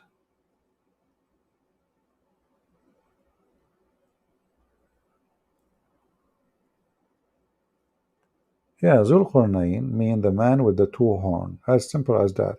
And here you ask yourself, I mean, can this God tell us the name? Don't this guy have a name? And then you go and read the tafsir, and you will find the answer why he have two horn. Anyone remember why we have two horn? They say, like when he came to his people to tell them about Islam, they hit him with the hammer in his head, and right away he got a pimple, point, which is something true. We see always in the cartoon. Hey, Sheikh, Sheikh, this is not our friend. Is that different Sheikh? I thought this is the same person. Did you change your name, Sheikh Omad, or this is you, or I don't know. We did not say Sheikh Omad. I hope he's fine. So they hit him in his head with the hammer, and right away he got a pimple. Okay, which is true. We saw in the cartoon, but if you watch Tom and Jerry, let us be honest here. How many of you watch how Tom and Jerry they fight, and he hit him with the hammer, and then a pimple come out, a boing came out. So according to Muslim tafsir, look how smart this religion is. His people, they did beat him with the hammer in his head, and he got the first horn, and he died. And then Allah, he resurrected him, and he sent him again. They hit him again by the same hammer, and now he got the second horn. And then Allah resurrected him, and he made him conquer them and have an army, brother. I don't know if the story is not making sense for you, but it makes a lot of sense for me, right? Actually, I remember once I got a pimple here, but it's not because of a hammer, this is a true story, by the way. Like was playing with my cousin, so he shot me with the RPG. I shot him by a B7. I don't know if you are familiar with those, kids' weapon in the Middle East, So like, the RPG. I moved my head, but like I could not move it all the way. So the RPG, brother, hit my head, and I have like boom, like bimbo, boing, it explode there. And then now I have a part of it there, brother. Yeah. And I hit him with the B7. I made him 7 pieces. Then we went to Walmart, and there is something it's called like a crazy glue. We glued him together, like it's a true story. I mean, why my story is not a true, but the Quran story is, they believe in it. I mean, the madness, the stupidity, unbelievable. Yeah, RPG can cause a pump. Try it. Don't try this at home. Disclaimer.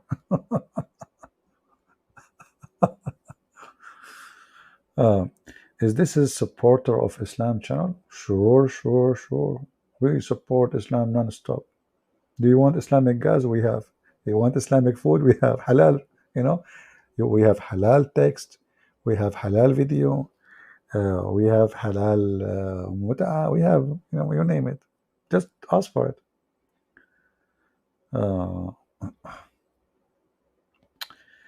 Abu Bakr.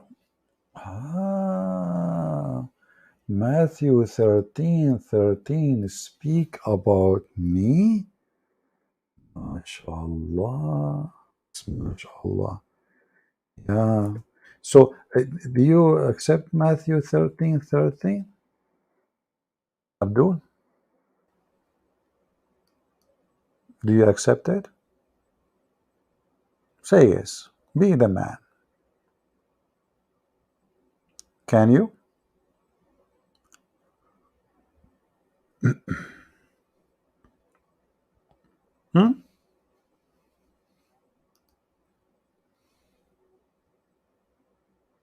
Where is the guy?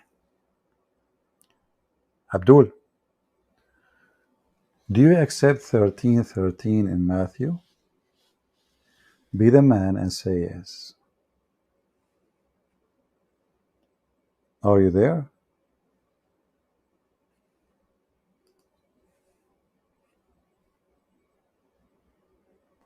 What is your challenge? The chapter? Well, you said to me, chapter 13:13 in Matthew speak of me. So I'm asking you, do you accept it? Do you accept what it says in Matthew 13:13? Either you say yes or you say no. Huh?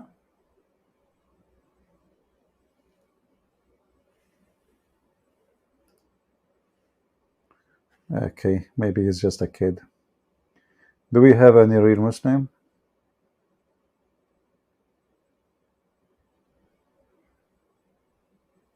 Anyone decide to leave Islam today?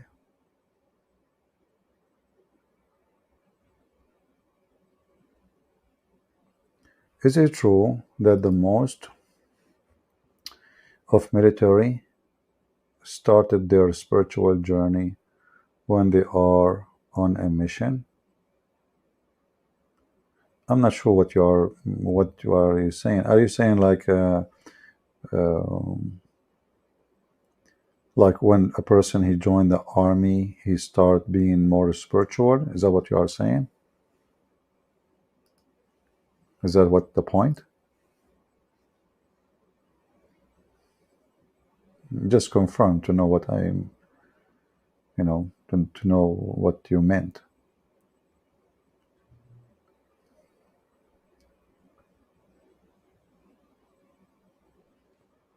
I want you to come and have a live debate in Facebook between you and I. Why we don't have a live debate here, Abu Bakr? What's wrong with here? I don't have Facebook. Everybody knows. I used to have a Facebook. I have, I don't know how many tens of thousands there. I deleted it. Is that correct, guys? So if you are serious about debating me, I'm not going to debate you. You are just a kid. Look at you. But if you are serious, you can join me and call me. What Facebook will do, we cannot do here. We have a chat. We can show on the screen all the reference and the evidence. And you can speak and I can speak. So don't make excuse. Secondly, I don't like Facebook. In Facebook, there's a lot of faces. How to have? What do you mean how to have?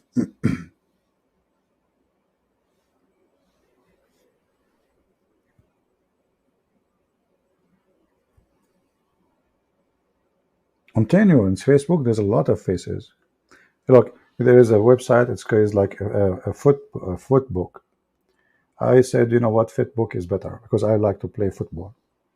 But then I put my foot there, and then when I log out, I found my shoes is gone. It turned to be a trap, a scam. So like you put your foot there, they take your shoe. So I will never like do this, Footbook, and the other one is called the Tauteter. Tauteter, unbelievable. The Tauteter is crazy stuff. And now this guy from I think he is from I forgot the name of the country. It's not very well known. I think it's called the United States of America. He is I forgot his name really. He owned a motorcycle, but he's very rich, so he want to buy it. So he decided to buy it at Tauteter, and he offered them $40 billion. But Alibaba, and the 40 thief, they heard about the deal. So what they did, they came, they opened the cave, they took the money, and now the guy is bankrupt. Just go in the news and you will see it. Yeah, I remember his name. His name, Alain Delon Musk. Alain Delon something in the movie, So yeah.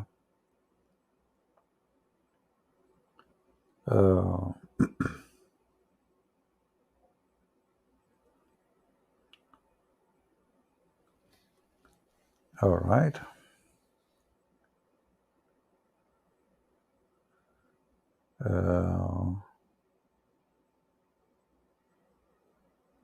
I mean, like this Abu Bakr, poor person. How you can be a black African and you believe in Muhammad? Don't you know that Muhammad is a very filthy racist person?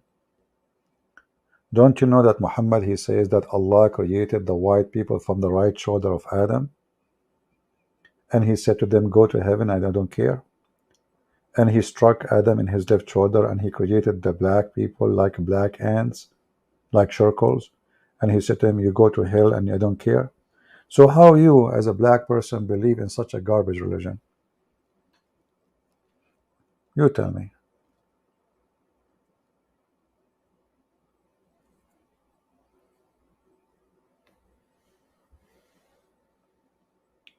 Seeing, not hearing, and they don't understand. And supposedly you are the one who understands. So I'm going to ask you, as long you are the one who is understand, do you understand where the sun set, Abu Bakr?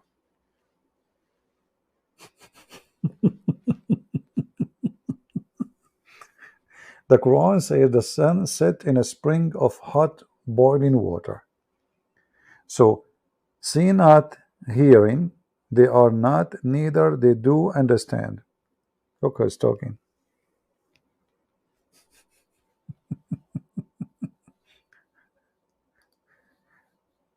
a follower of a sardine. Do you understand? Isn't the Quran says that this Quran have a lot of chapters, they are nobody understand them save Allah because they are stupid and funny? So I'm asking you now, do you know where the sun set? Is it true the sun in the murky water? Okay, you know what? Hold on. I'm going to ask you a question fit with you, as long you are from Africa. I love African people. The Quran says, in the day of judgment, Allah will make the believers white and the disbelievers black.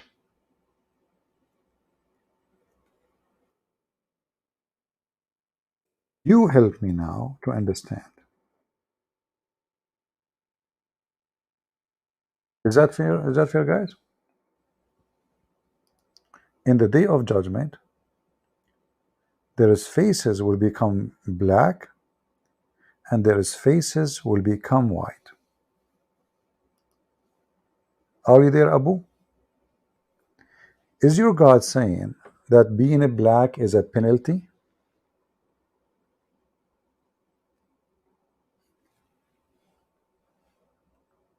Are you there?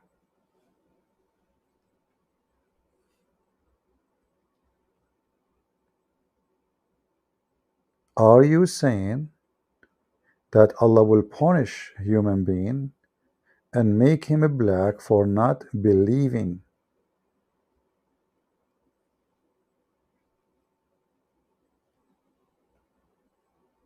So my friend, you are a naive person.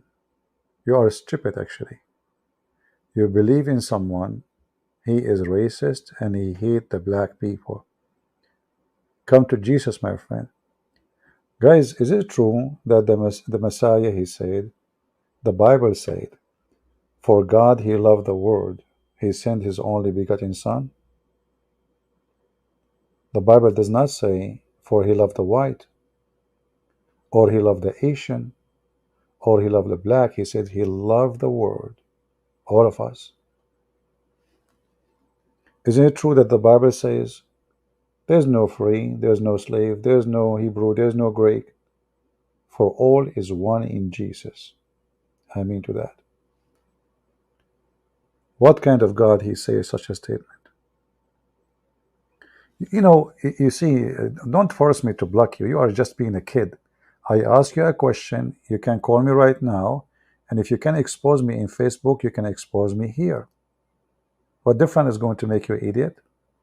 But look at you, because you don't dare to answer what I'm showing you in the screen. You are mowing like a cat. Meow.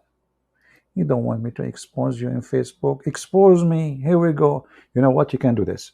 You can call me and you can, broadcast everything we say in Facebook page, your page. Guys, is that fair? I think this will be a good idea.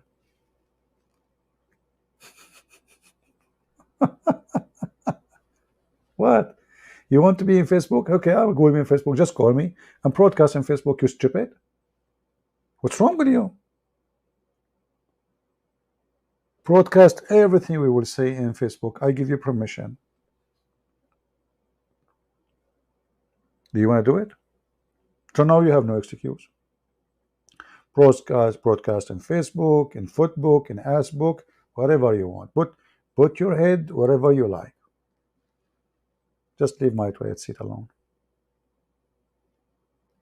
So if you are a person who really think you can expose me, still he cannot what? What he said?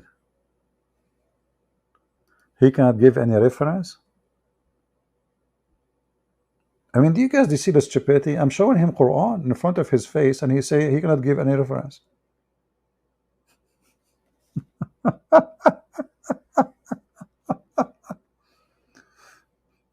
Hey people, this guy cannot give any reference. Do you mean about the shoulders? That means she posts for you the link.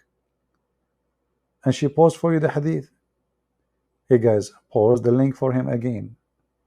Sahih al-Turmudi.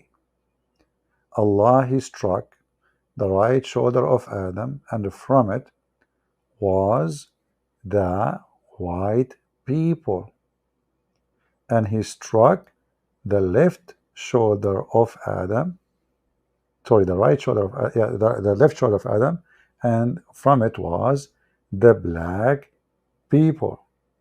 Now, if I show you the reference in front of you in the screen, are you brave enough to call me to read it? Would you? What do you think? I think you will never dare. You will not, because simply you are a potato. And here we go. Let me put the reference for you. And now what you will see. What you will say. It doesn't say that, CP. This is the reference in front of your eyes. Here we go.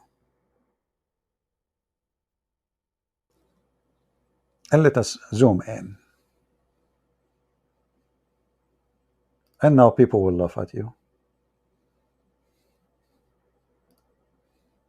What you would do now?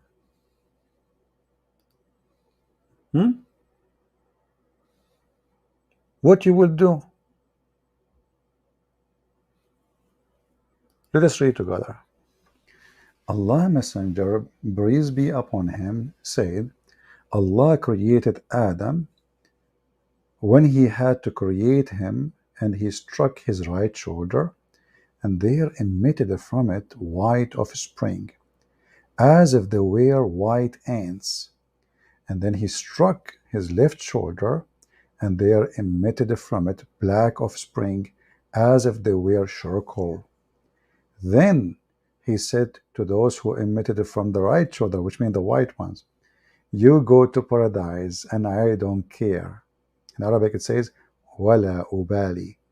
And he said to those who they are emitted from the left shoulder, which mean the black, they are to hell and I don't mind. And now you are saying to me, where is the reference?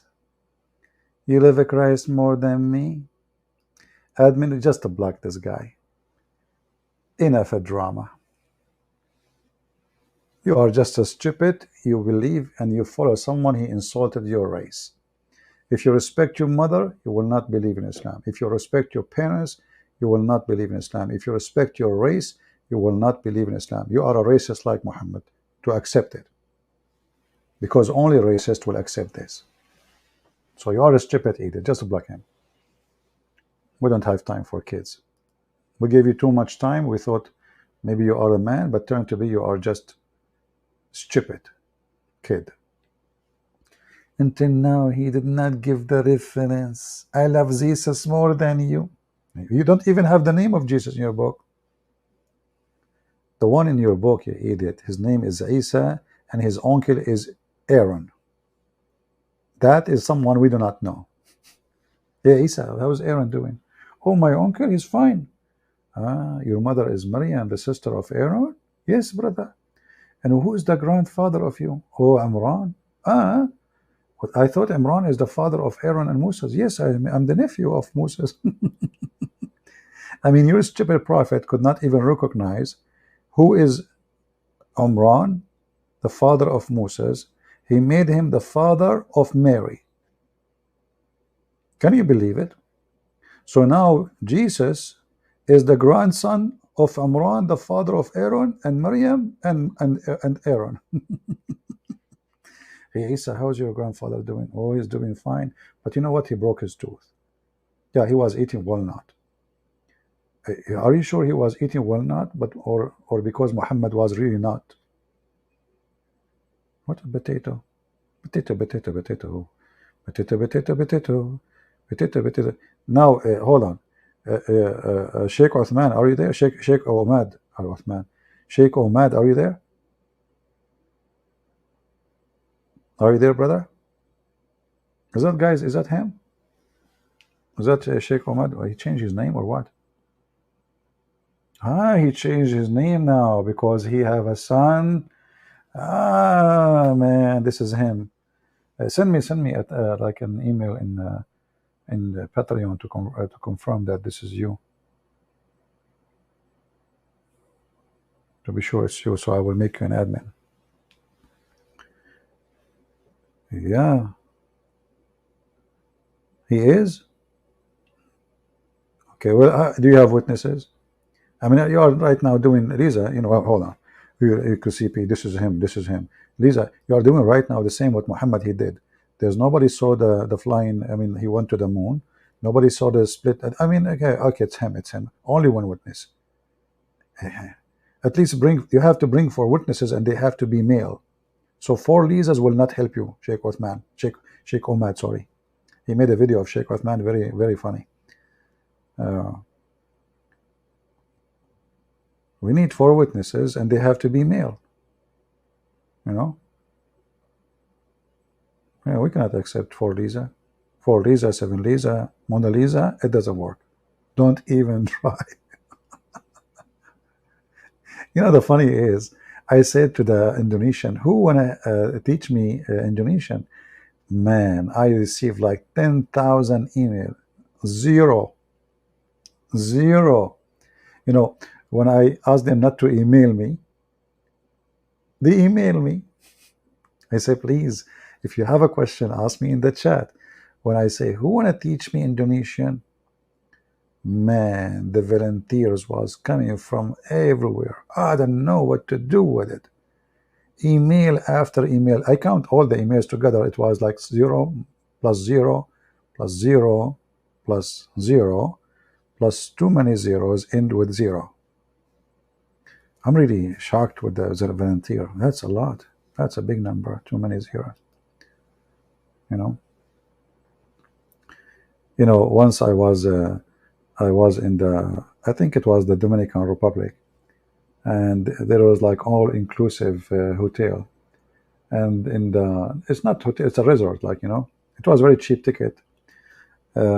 So they give you like food inclusive, like all inclusive, like which mean included. So once I went to the buffet, and there was a guy with his wife before me.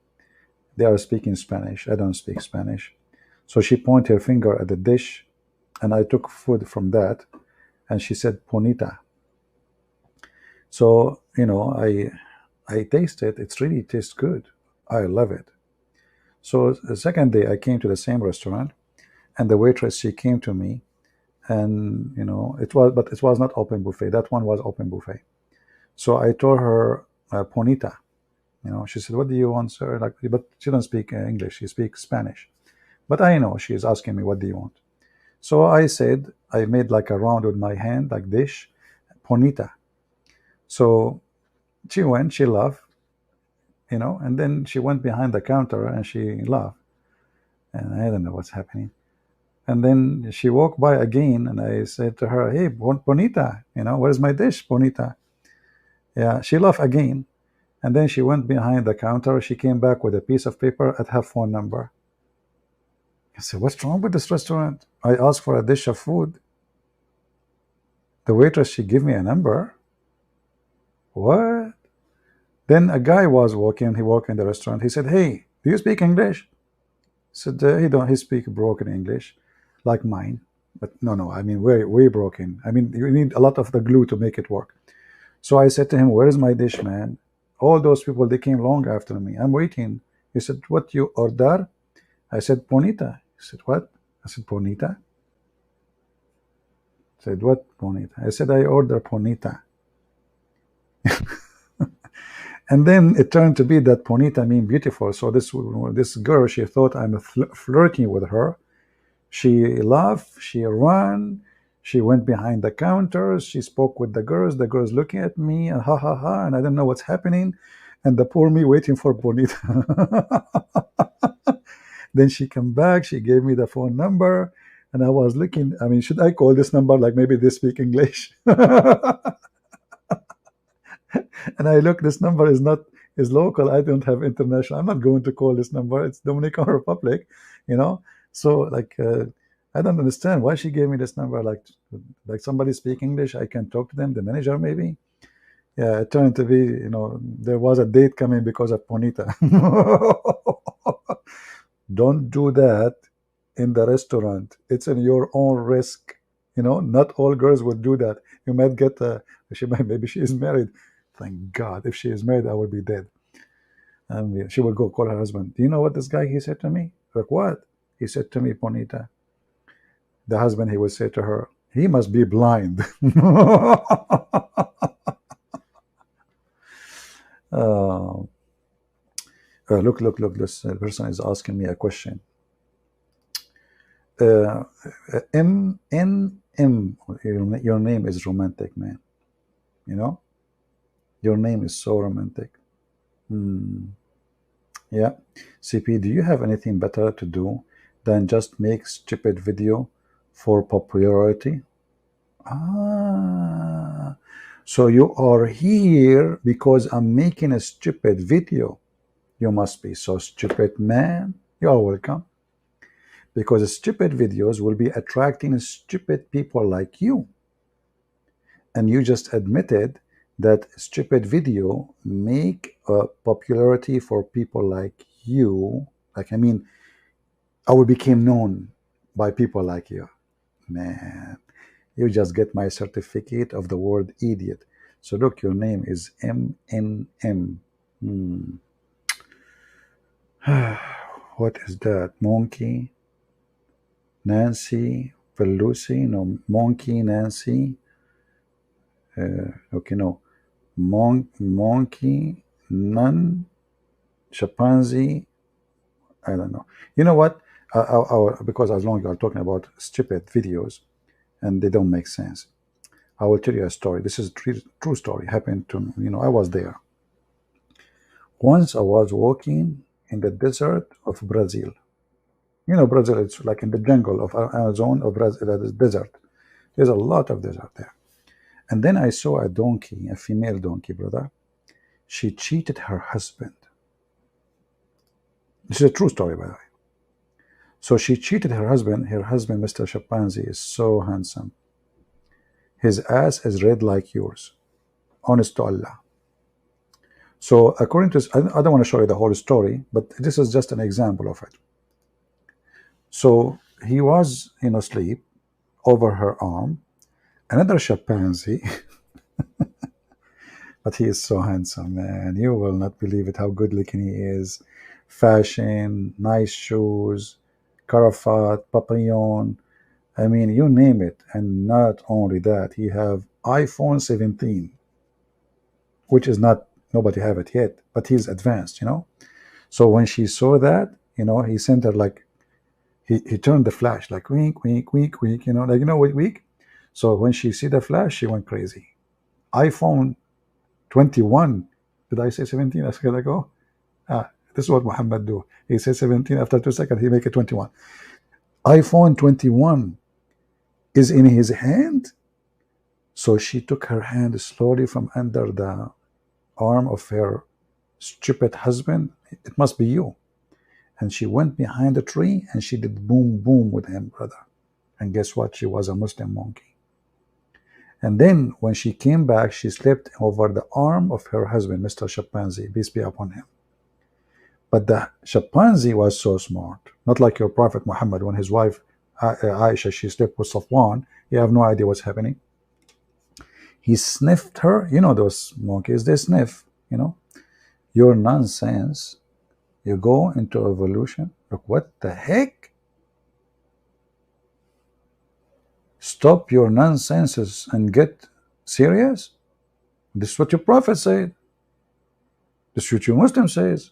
Are you saying that the Quran and the Hadith is not serious? Are you serious?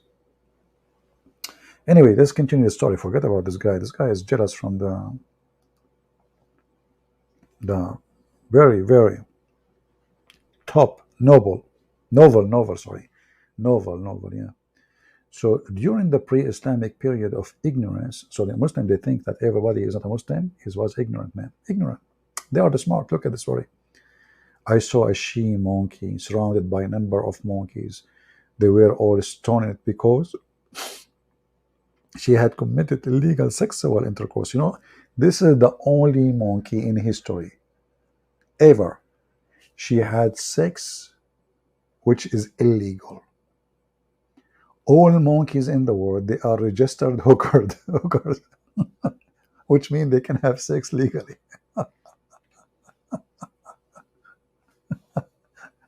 Illegal? I mean, are you sure? Man, this religion is so good to be true. Illegal? I mean, are you sure?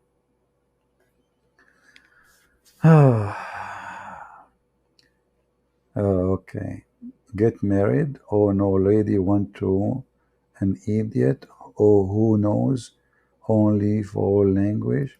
Hmm. Well, let us make a bet, me and you.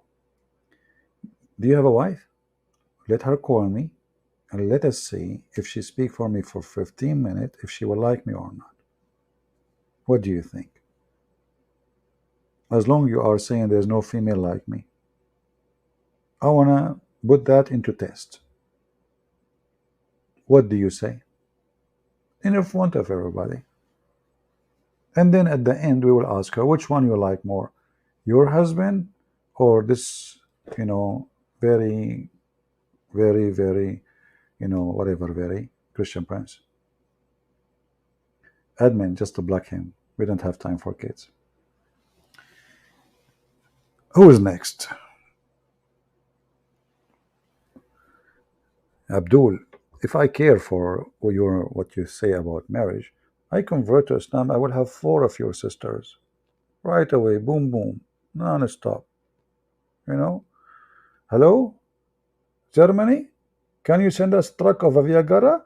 Yes, brother, because nothing is working no more. Yes, Prophet Muhammad. What he said? Okay, thank you very much. Kafur. Do you want me to show you the hadith about the kafur? You eat it, your private part will become like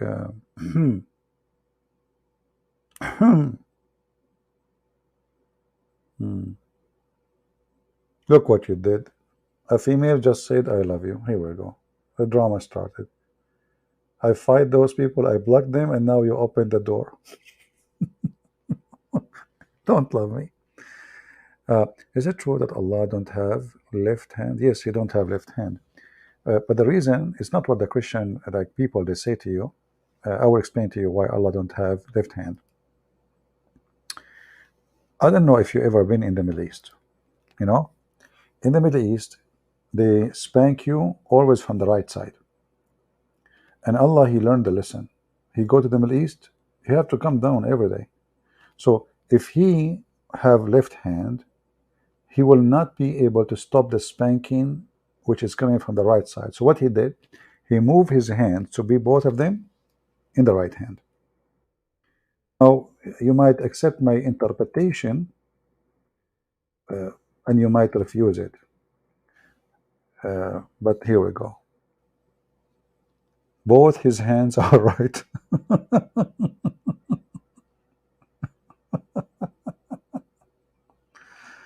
What a defect. Man. Imagine. Oh boy. Let us stop here. The drama is endless. And I don't want to the rest of the day stay here. What's wrong with you people? Stop. Let me see. Hey, Sheikh, where you been, man? I did not see you for long. Are you okay? Everything is okay? I was going to email you today, but then I said to myself, you know what? Like email and ink and cost and transportation and fees, and Joe Biden is watching. So I said, you know what? I don't want to tell Joe Biden about the thing between me and you. Okay? Like we are going to build a spaceship and go and Burak and a selfie and etc. So I said to myself, I'm not going to do that. I will wait for him to send me like the Jibril.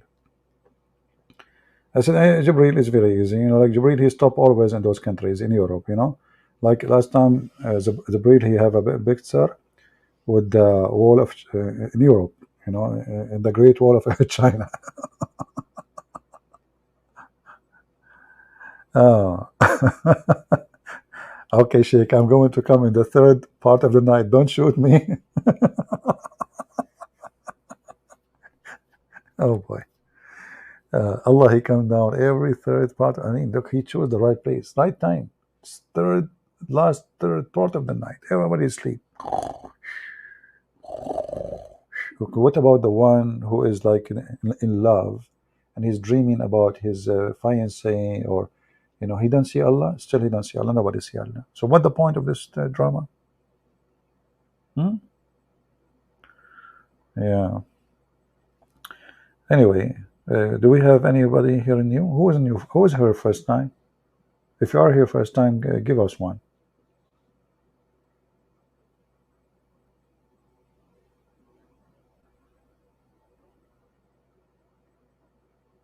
If you are here first time, give me one.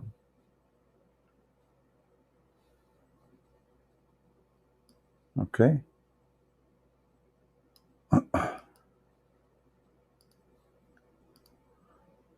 Abu, what if do you like to talk about Ezekiel? I can make you call me and you read for me Ezekiel, but then if I find Ezekiel in your book, you have to kiss my feet apologizing. What you would do? And by the way, you are looking for Ezekiel 23? Ezekiel 23.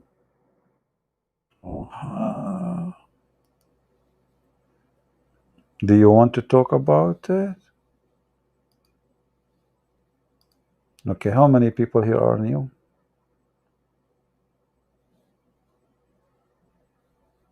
Let me count. Let me count. We said the one who is new here first time, give me one. Okay. Anna Najjar. Okay, so we have, okay, number one. Okay, great. Now, if you are here second time, give me number one. If you are here not first time, post one, please. If you are here second time or third time or 600 time before, so give me one.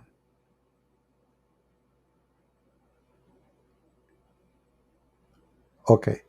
Now, if you are a Christian, give me one. Wonderful. If you are a Muslim, give me one. Man, Allahu Akbar. Look how many Muslims. So now the Christians, the Muslims, the atheists, and the one first time and the one second time all gave number one. And now we have the perfect number. This is Islamic study.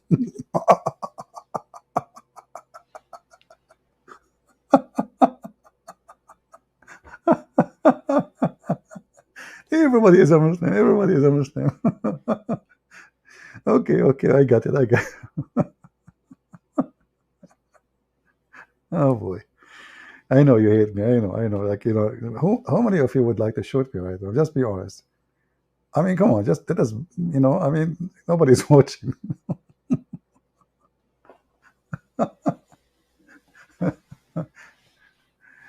No, you see, you need to use your intelligence for something not intelligent to prove your point. So the Muhammadans, this is what they do. They use intelligence to prove something stupid. When you're finally with debate Zakir Naik, I mean, listen, I read the words carefully. So be careful when you say something to me.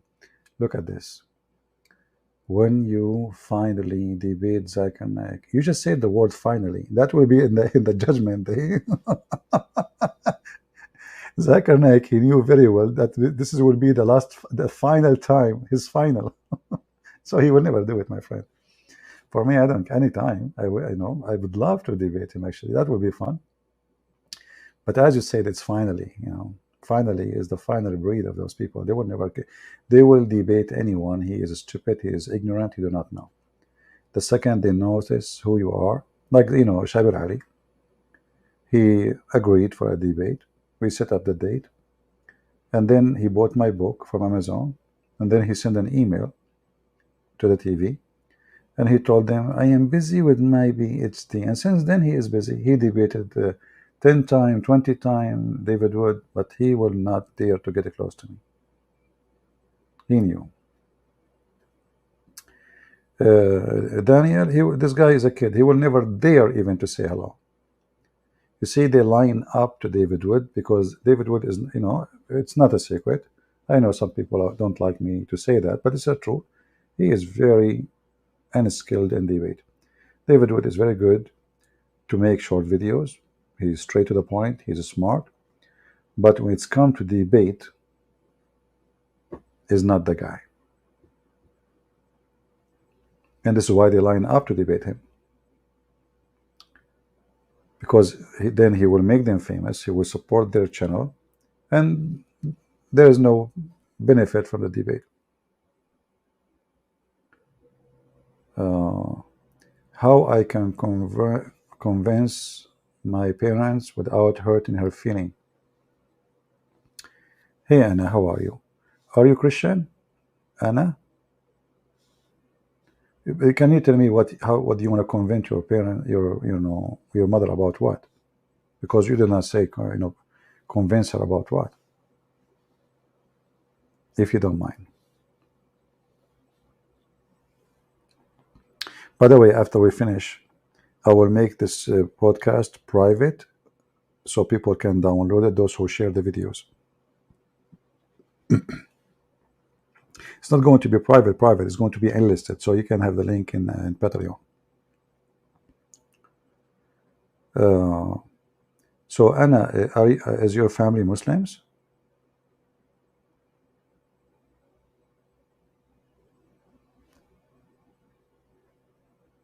Is your family Muslims? Okay. All right.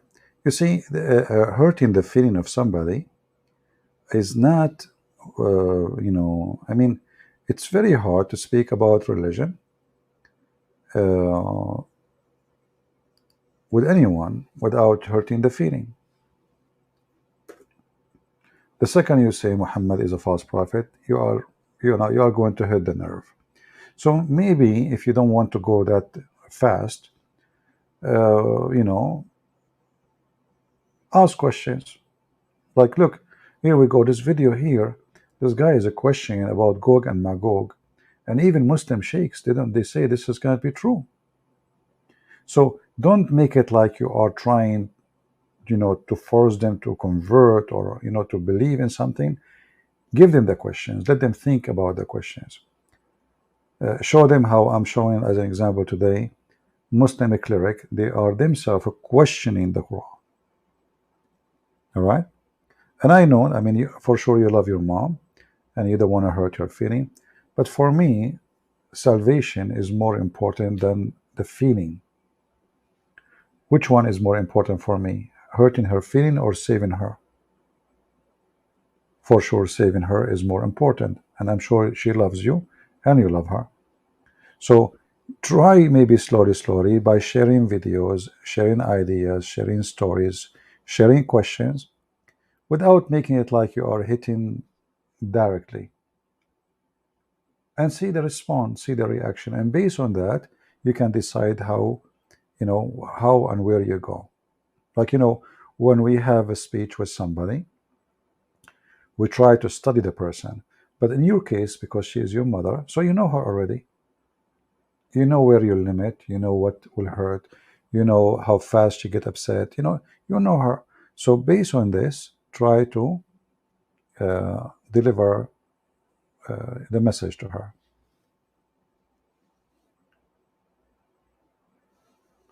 No problem. She try, you try. But you see, you have in your side something she don't have. You have a questions. Obviously, Islam is stupid.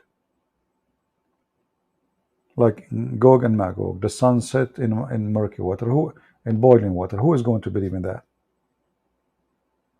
Nobody. Ask your mother. I don't know what her education. If she have education, that will make it easier. Tell her, do you believe that hail is coming from mountains in heaven? Do you believe in that? Well, if she say, oh, no, I don't believe. Or maybe, sometimes you have to do it like in a comedy way. I heard somebody saying that hail come from mountains in heaven, in the sky. Maybe she will laugh. Then you say to her, you know what? This is in the Quran, chapter 24, verse number 43. And I see that your last name is an Arab name. That means you can read Arabic, and they cannot lie to you or lie to her about the translation, because Muslims, they try to hide what the Arabic saying. It says here, وَيَنْزِلُ مِنَ السَّمَاءِ مِنْ جِبَالٍ فِيهَا مِنْ بَرَدٍ فَيُصِيبُ بِهِ مَنْ يَشَاءُ. He sent down from the sky, from mountains in it, hail. But first, don't say to her, this is in the Quran. Say, somebody said this. Can you believe it? She would agree. This is stupid. The second she agree, it is the moment of no return. Share with her the verse and tell her, you know what? I found that this is in the Quran. Then what she will say? She already laughed at it. You know what I mean? So you have to use, you be smart and be polite. She is your mother. The Bible order us to respect our parents, but we will not obey something wrong. Never obey something wrong. Doesn't matter from whom.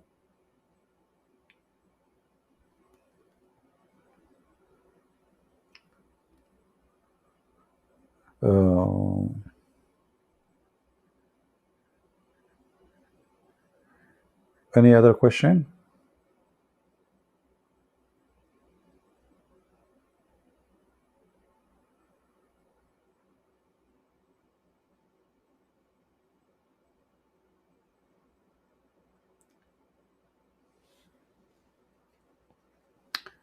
I did the story about Zayd. Yes, I did that with the story of Zayd and the wife thing. Also, I told her about the Quran. Okay, with marriage, with kids, but she always deny. Well, how she can deny? Just show her the story. I can deny, but just give her a link from Muslim website. Give her the Quran. Give her Ibn Kathir. And even sometimes people who deny, but who said they are really denying? Some people deny in front of you, but in their heart they accept. They know it's true, right? Send me more racism hadith. I already showed the race in head. Well, we just did, Natalie. Didn't you see what we did? Didn't we show the hadith about uh, Adam? Allah, He created Adam.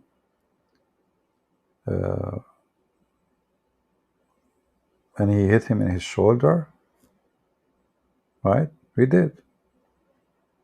Here we go.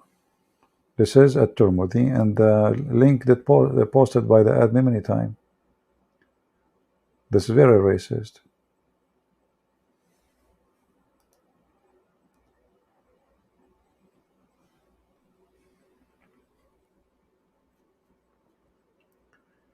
All right. Do we have any other question?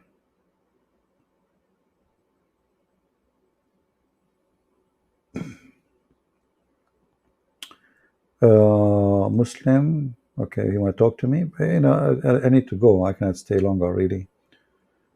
Today we did many hours already, and I don't want to stay longer. I'm just trying to answer some questions. ممكن سؤال أين حواء في القرآن?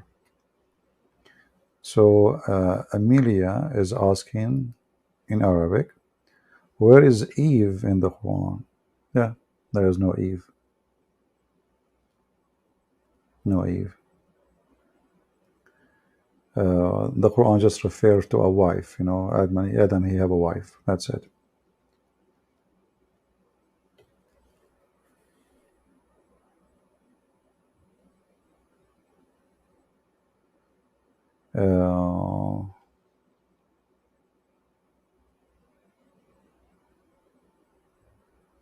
Can be read even with the husband. You see, the Quran says, وَمَا مَلَكَتْ أَيْمَانَكُمْ. Malakat aymanakum mean whatever you own in your hand, that is the slaves. So anyone you own, you own. You own them literally, and that is sexually, literally meant. So the Quran says it's forbidden for you to have sex with married women, except what you own, which means even if they are married, you can rape them. Chapter 4, verse number 24. وَالْمُحْصَنَاتُ مِنَ النِّسَاءِ إِلَّا مَا مَلَكَتْ أَيْمَانَكُمْ. So it's forbidden for you to sleep with women who they are protected. Why? For they are free women and they are married women, except those who they are captives and slaves. Now, the Muslim, they are adding and the slaves because they are slaves already, or they are captive. But here it's speaking about even if they are married, a Muslim man, he can rape a married slave. And the verse in front of you. Chapter 4, verse number 24. We will take one more question before we go. Any other thing?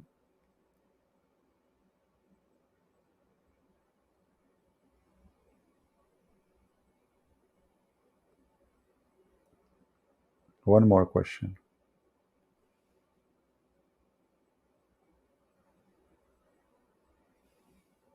Actually, today I saw the comment, and there is people, they are taking my laugh, using it as a ringtone. Can you believe it? Man. Using my laugh as a ringtone? What the heck? Okay, last question. Oh, hold on.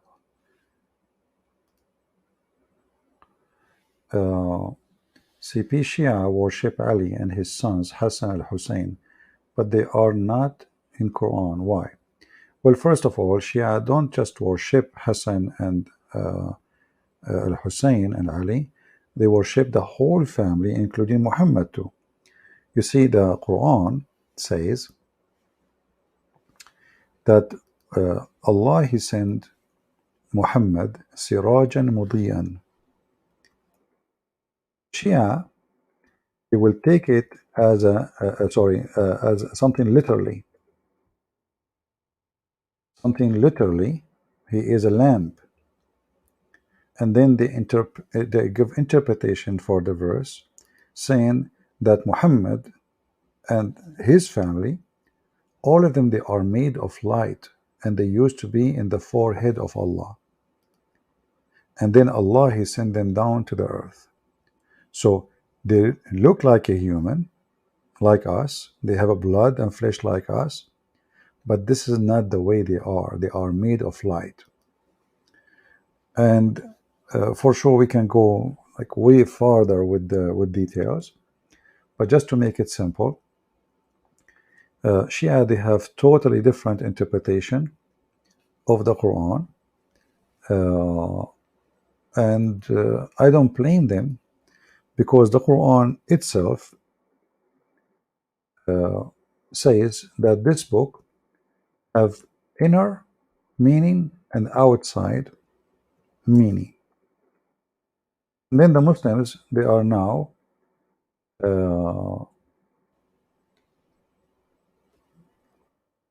like they are fighting about what is the inner and what is the outside. So that statement make the story, or make Islam more stupid and more, let us say, I don't know, like it's like open many like cracks in the ground, and the water is going through, and nobody can close those cracks. There is a hadith. It says that the Quran, the appearance of it is nice, and the meaning of it is deep. But when you read, you find that the Quran, the deep meaning is more stupid than the appearance. because you cannot fix it.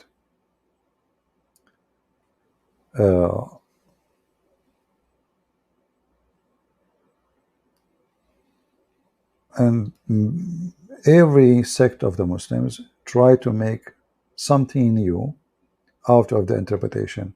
So you will see the Shia sometimes they say, oh, this verse is about Fatima. This verse is about Ali.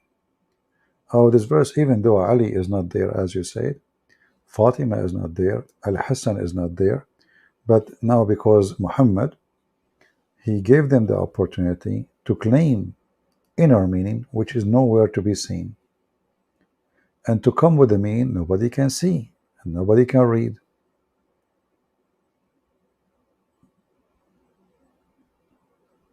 Right? Even Muhammad, he says, there's a hadith, let me see if I can find it.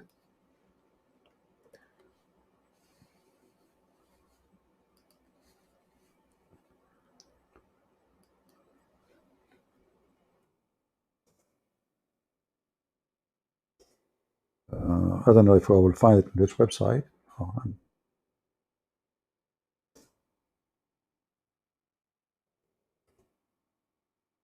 it can't be found here. Can't be found.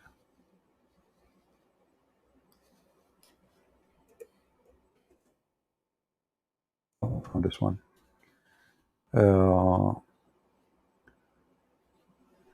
Ibn Mas'ud reported that Allah Messenger saying that the Quran was sent down in 7 moods, 7 letters.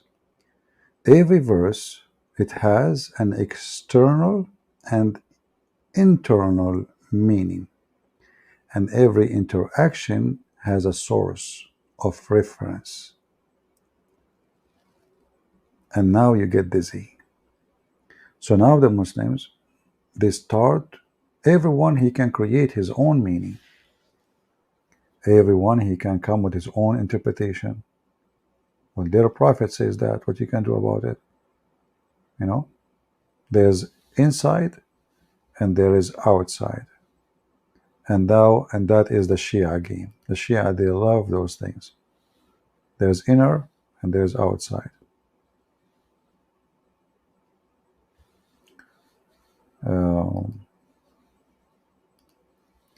And both of them, Shia and Sunni, actually, they go by stories written in yellow pages books, which mean nobody knows even who wrote the books. Like, as an example, a Muslim, they say to you, Al-Bukhari.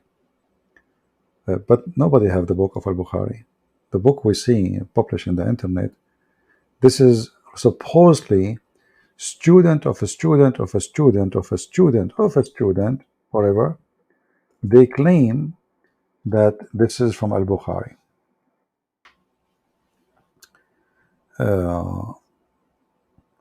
Even Allah, he is al-Zahir wal-Batin. He is the seen and the unseen. You know, so they can come with all kind of meaning, and they can come with all kind of stupid things. This is why Shia or Sunni, both of them, they are really messed up. Like the Sunni, they make fun of the Shia, but if you go and read the books of the Shia, you will see, you know, more stupid things.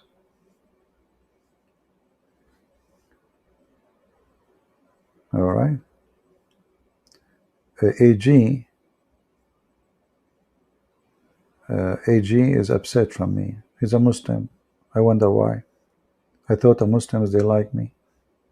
Look like you don't. You hurt my feeling, AG. Okay? Why you hurt my feeling?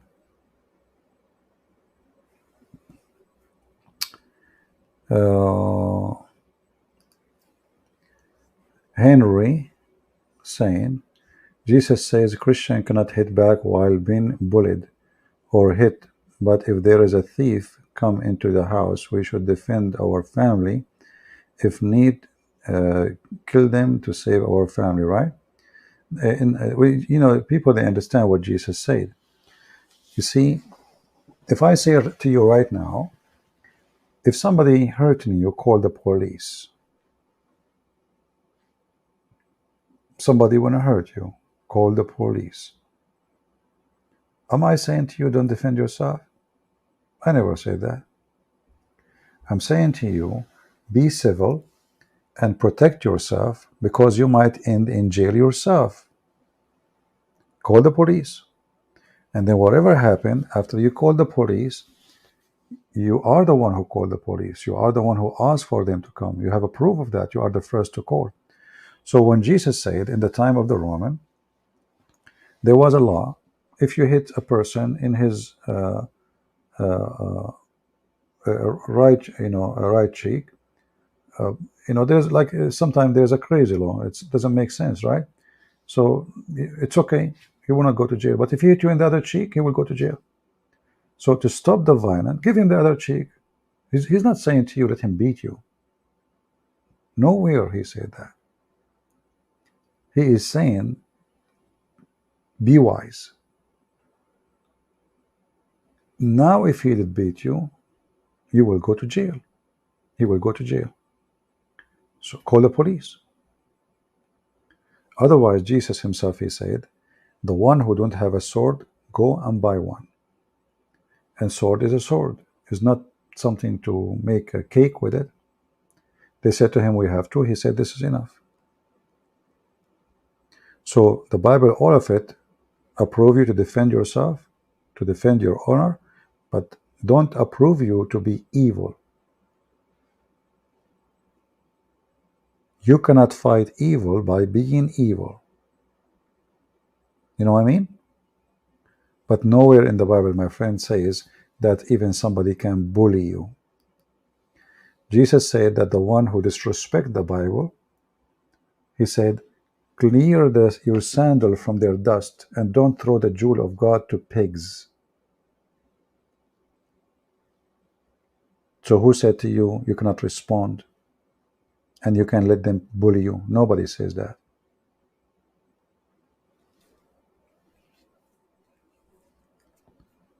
You see, every few minutes, a Muslim, he come here to bully me. I wipe the floor with him.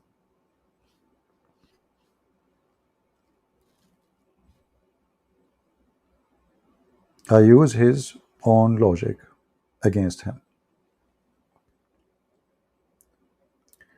All right. I think we are done, are we?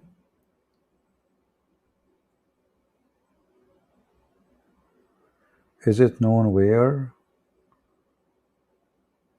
Buddha? You are asking me about Buddha? Oh man, Eric, why you remind me of my past? We used to be. Hold on. Where is the question? I click at the wrong person. Sorry, Eric. Is it known where the well of Buddha? I said Buddha. I was saying to myself, how the guy he knew that I was me and Buddha. We used to be in the army together. Yeah, Bi'r Bida is a well in the same city where Muhammad he lived. It was a dirty. It's not a well. It's a low ground where the sewage water of the tribe, women they are washing. You see, like in the old days, women they wash dishes behind the door, literally the door of the house, and then there is like a little hole under the door, open where the water goes out, and then next to the wall of your house, there's a little tunnel where the water run through, and usually go to the lower point, wherever that lower point is. That is Bi'r Bida. So Bi'r Bida is not really a well. Maybe one day it used to be a well, but it's not useful no more. This is why people throw garbage in it. Arab in the desert, nobody will throw garbage in a well of water, because water is priceless. You are in the desert, but obviously it's a dry well, and the dirty water go there. That's why there's dead dogs, women blood from period, stinky water.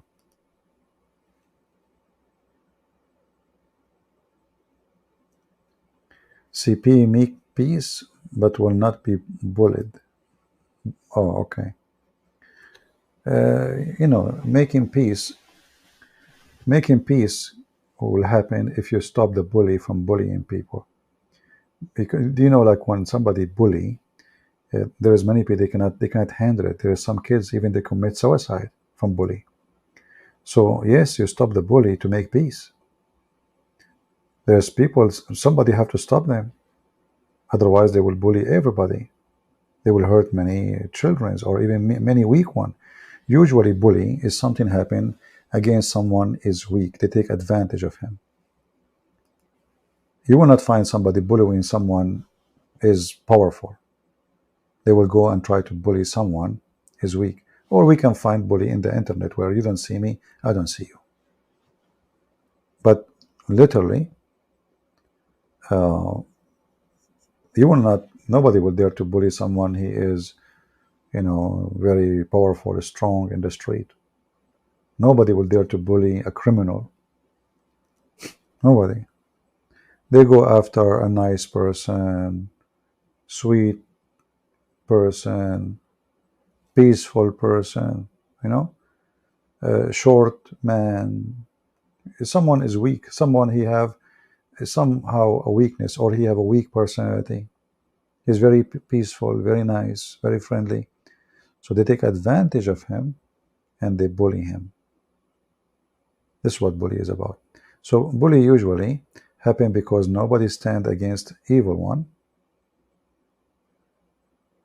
And we, all of us, we should stand against bully.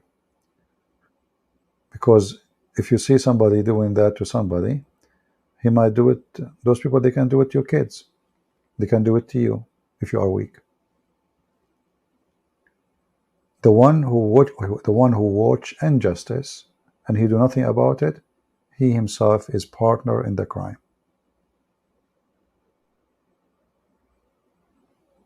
You know what I mean? If you watch something not right,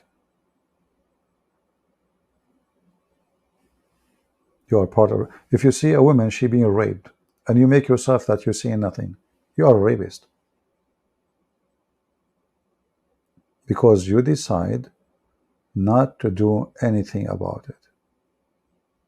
The one who witnessed a crime and he don't do anything to stop the crime, he is a partner of it.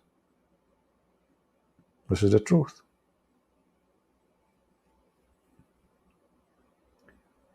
And for us as a Christians,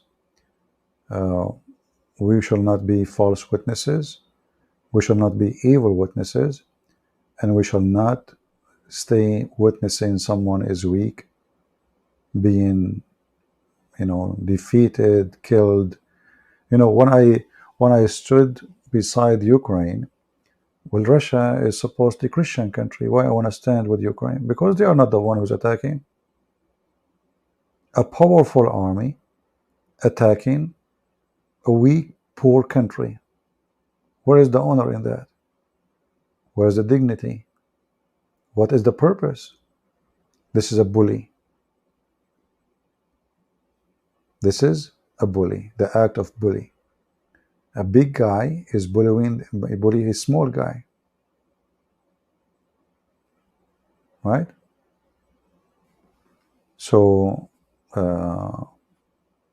you always have to be in the side of the right. Never take a side of a person. Take side of what is right.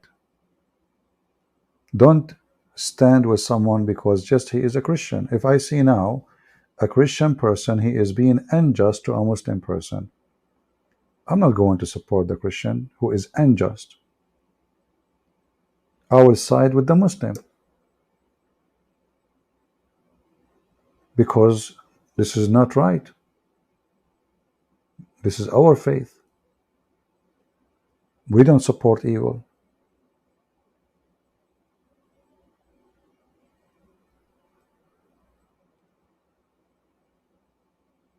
In Germany, I took the bus, and once was in the station too, twice. Both times I saw Muslim women standing. One of them, she was very old, and I gave them my chair. Why not? You do the right thing. Nobody stand up. I look at this poor woman, I mean, hardly she can hold herself. And I don't know even how they allow people to get in the bus if it's full.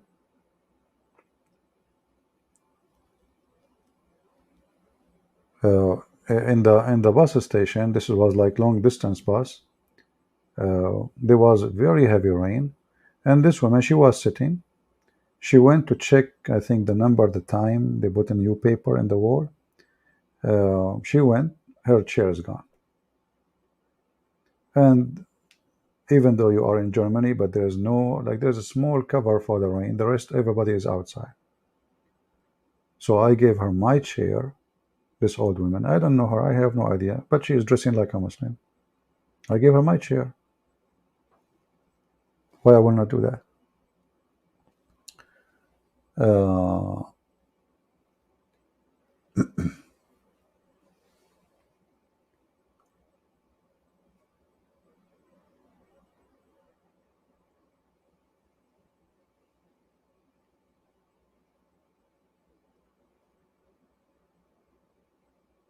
Yeah. So look like we have Eric is being funny. He stood up to the bullies and told the quality to cast the first stone. The guilty. Then he told her to go and sin no more. Well, this is not really. This is not about bully. This is not right. I mean, you are not comparing the right. Compare. This is about they would kill her. What bully? This woman, she was going to be stoned. This is not about bully. This has nothing to do with bully. All right.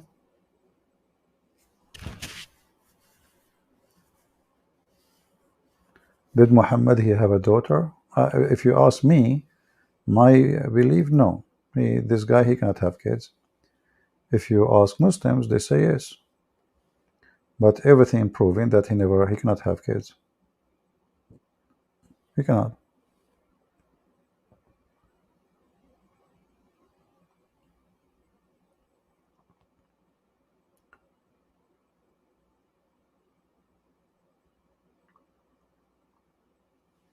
Yeah, actually, we are now in September 11. We pass, September 11.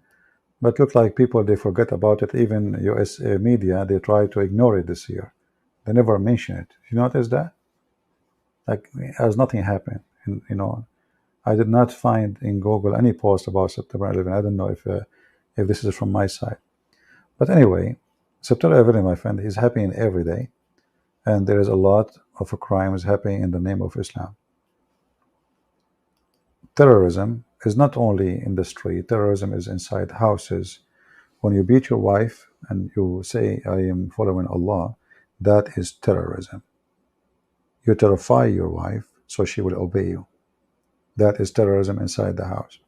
Then there is terrorism of education. The one who questions, he might even be killed.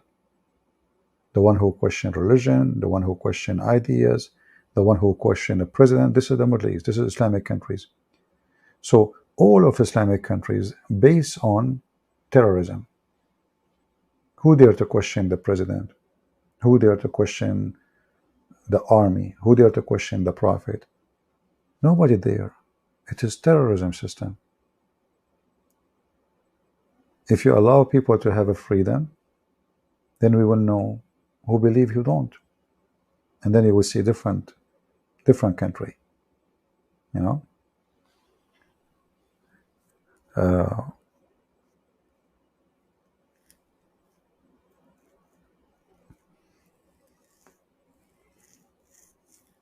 Yeah, exactly, Lena. Anyway, guys, I think it's time for me to go. I'm getting a little bit tired. I am just 17 years old, and sometimes you get tired from sitting for long. So I need to move my legs and walk a little bit. And yeah, it's not easy to sit all those hours. And today we did too much. So anyway, the one who want to download this video will not appear in the main page in YouTube. It's going to be unlisted, which means you can still take it, download it from Patreon. And Patreon, for the people who they think that in order to sign Patreon they have to donate. Patreon is like my Facebook. You know, you don't need to donate anything. As simple as that. And actually, maybe 90% of those who they are on Patreon, they never donated a penny. You know, like you might see a 1,000 something, you might think, oh, those people are. No, they don't.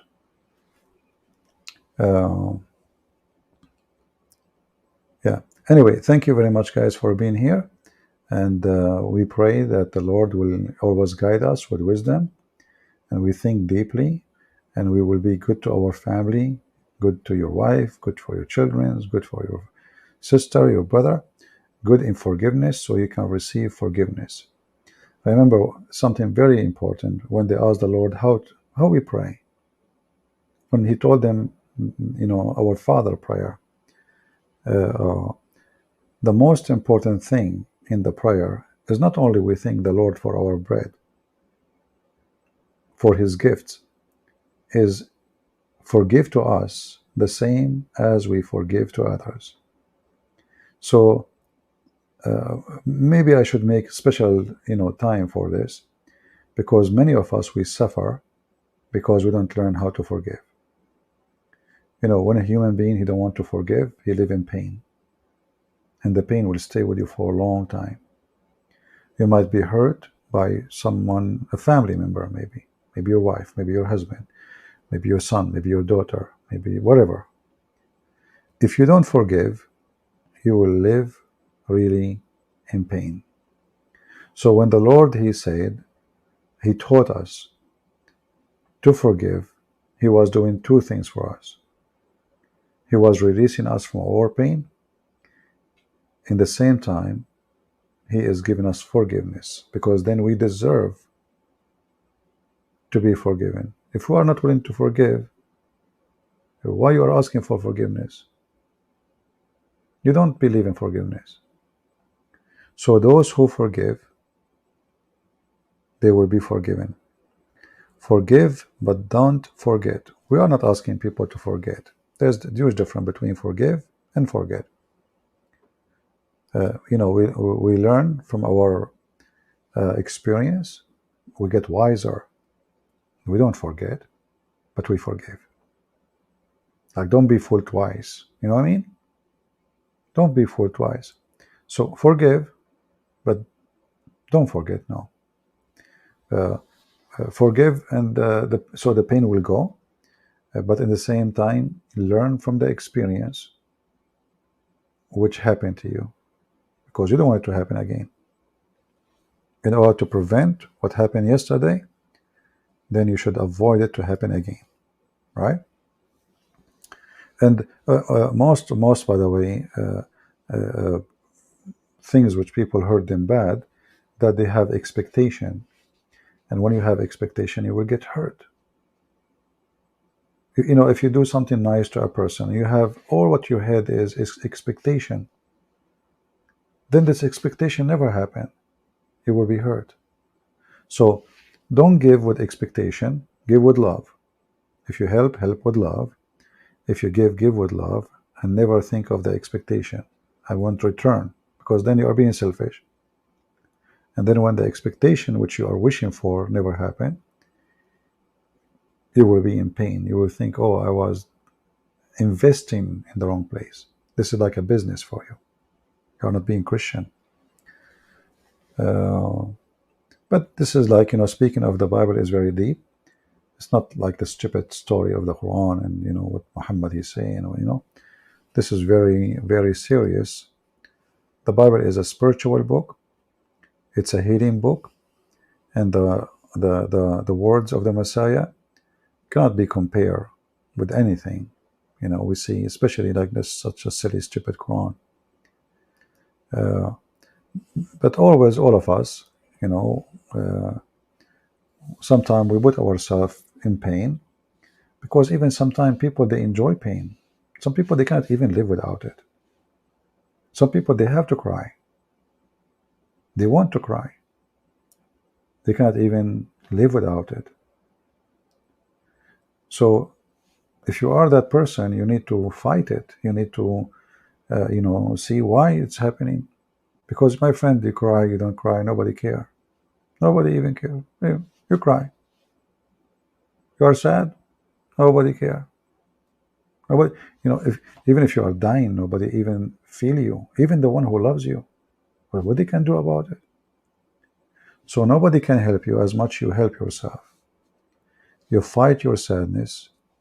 You fight your uh, pain, and you try live in peace and love with Christ, and He will help you. All right. Crying is not always from pain. Crying from being happy. Well, this is true, but this is not the one we are worried about right now, wise man, right? Obviously, this is not an issue. If you are crying because you are happy, good for you. Like as an example, I cry if you make some, onion with tomato, and you made a Greek salad for me. It might make me cry, or eat some hot spicy. But this is not what we are talking about. We are talking about different cry, and you know that, right? This is not our topic. Why Abdul condemned the Old Testament uh, when Allah never did it, even among the thousand of hadith. No, actually, the Quran confirmed the Old Testament and the New Testament. But remind me of this next time we go live on air so we can go in details. Okay? Yeah. All right. I think we are done for today.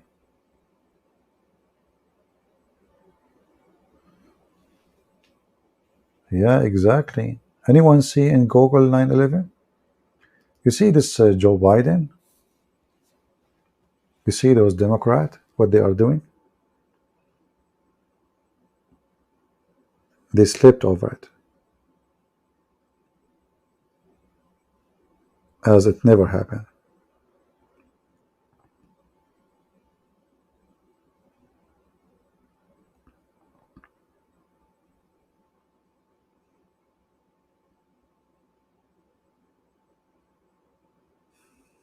Maybe now they will start posting.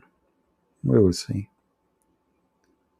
But I did not see Joe Biden making a speech or anything, as if nothing happened.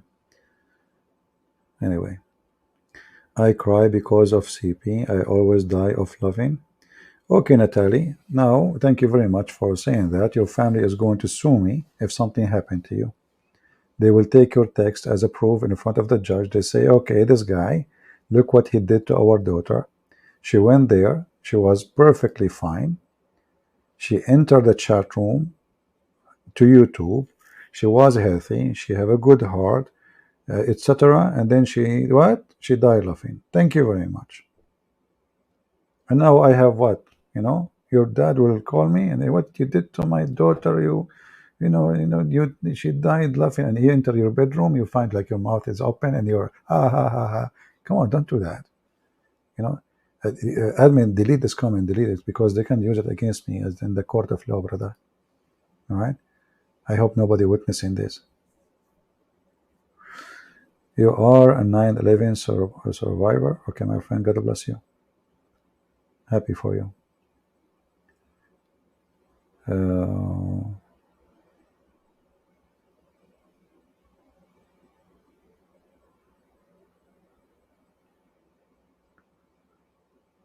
yeah. Laughing is a very healthy thing to do. It can take a lot of stress. And actually, you notice the way I talk. I make fun even of myself, right? So if you are here, don't be upset if I make fun of you. This is just, to break the ice, have fun, have a good time. Like if I put your comment and I say, it's, just laugh. Always I make even fun of my look. I mean, nobody make fun of his look as I do. Scared the hell of everybody, blah, blah, blah. So if you are a person who have a confidence, then you can even laugh at yourself and you don't get offended. Why? Because you have a very good confidence of yourself.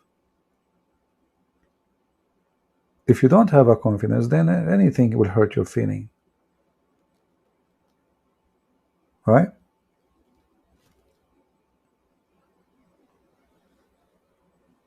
Uh,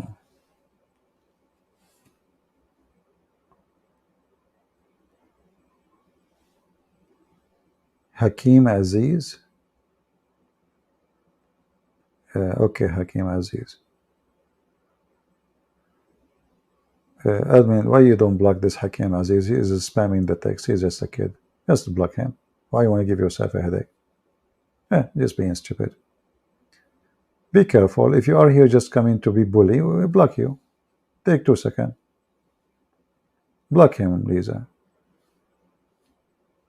Show him the power of a woman. What women can do. When a man he misbehave. Send him to his mom to wash dishes and do laundry.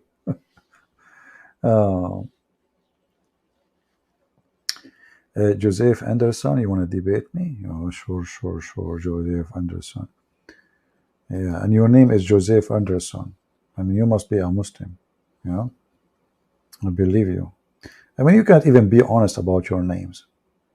What a scammer. Those are names used in Nigeria, the scammers. Take a hike. Joseph Anderson.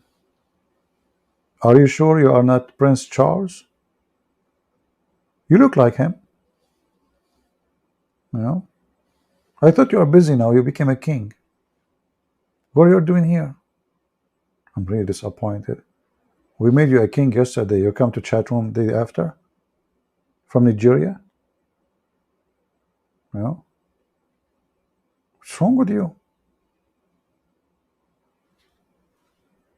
Just join your corrupt family there. They are waiting for you.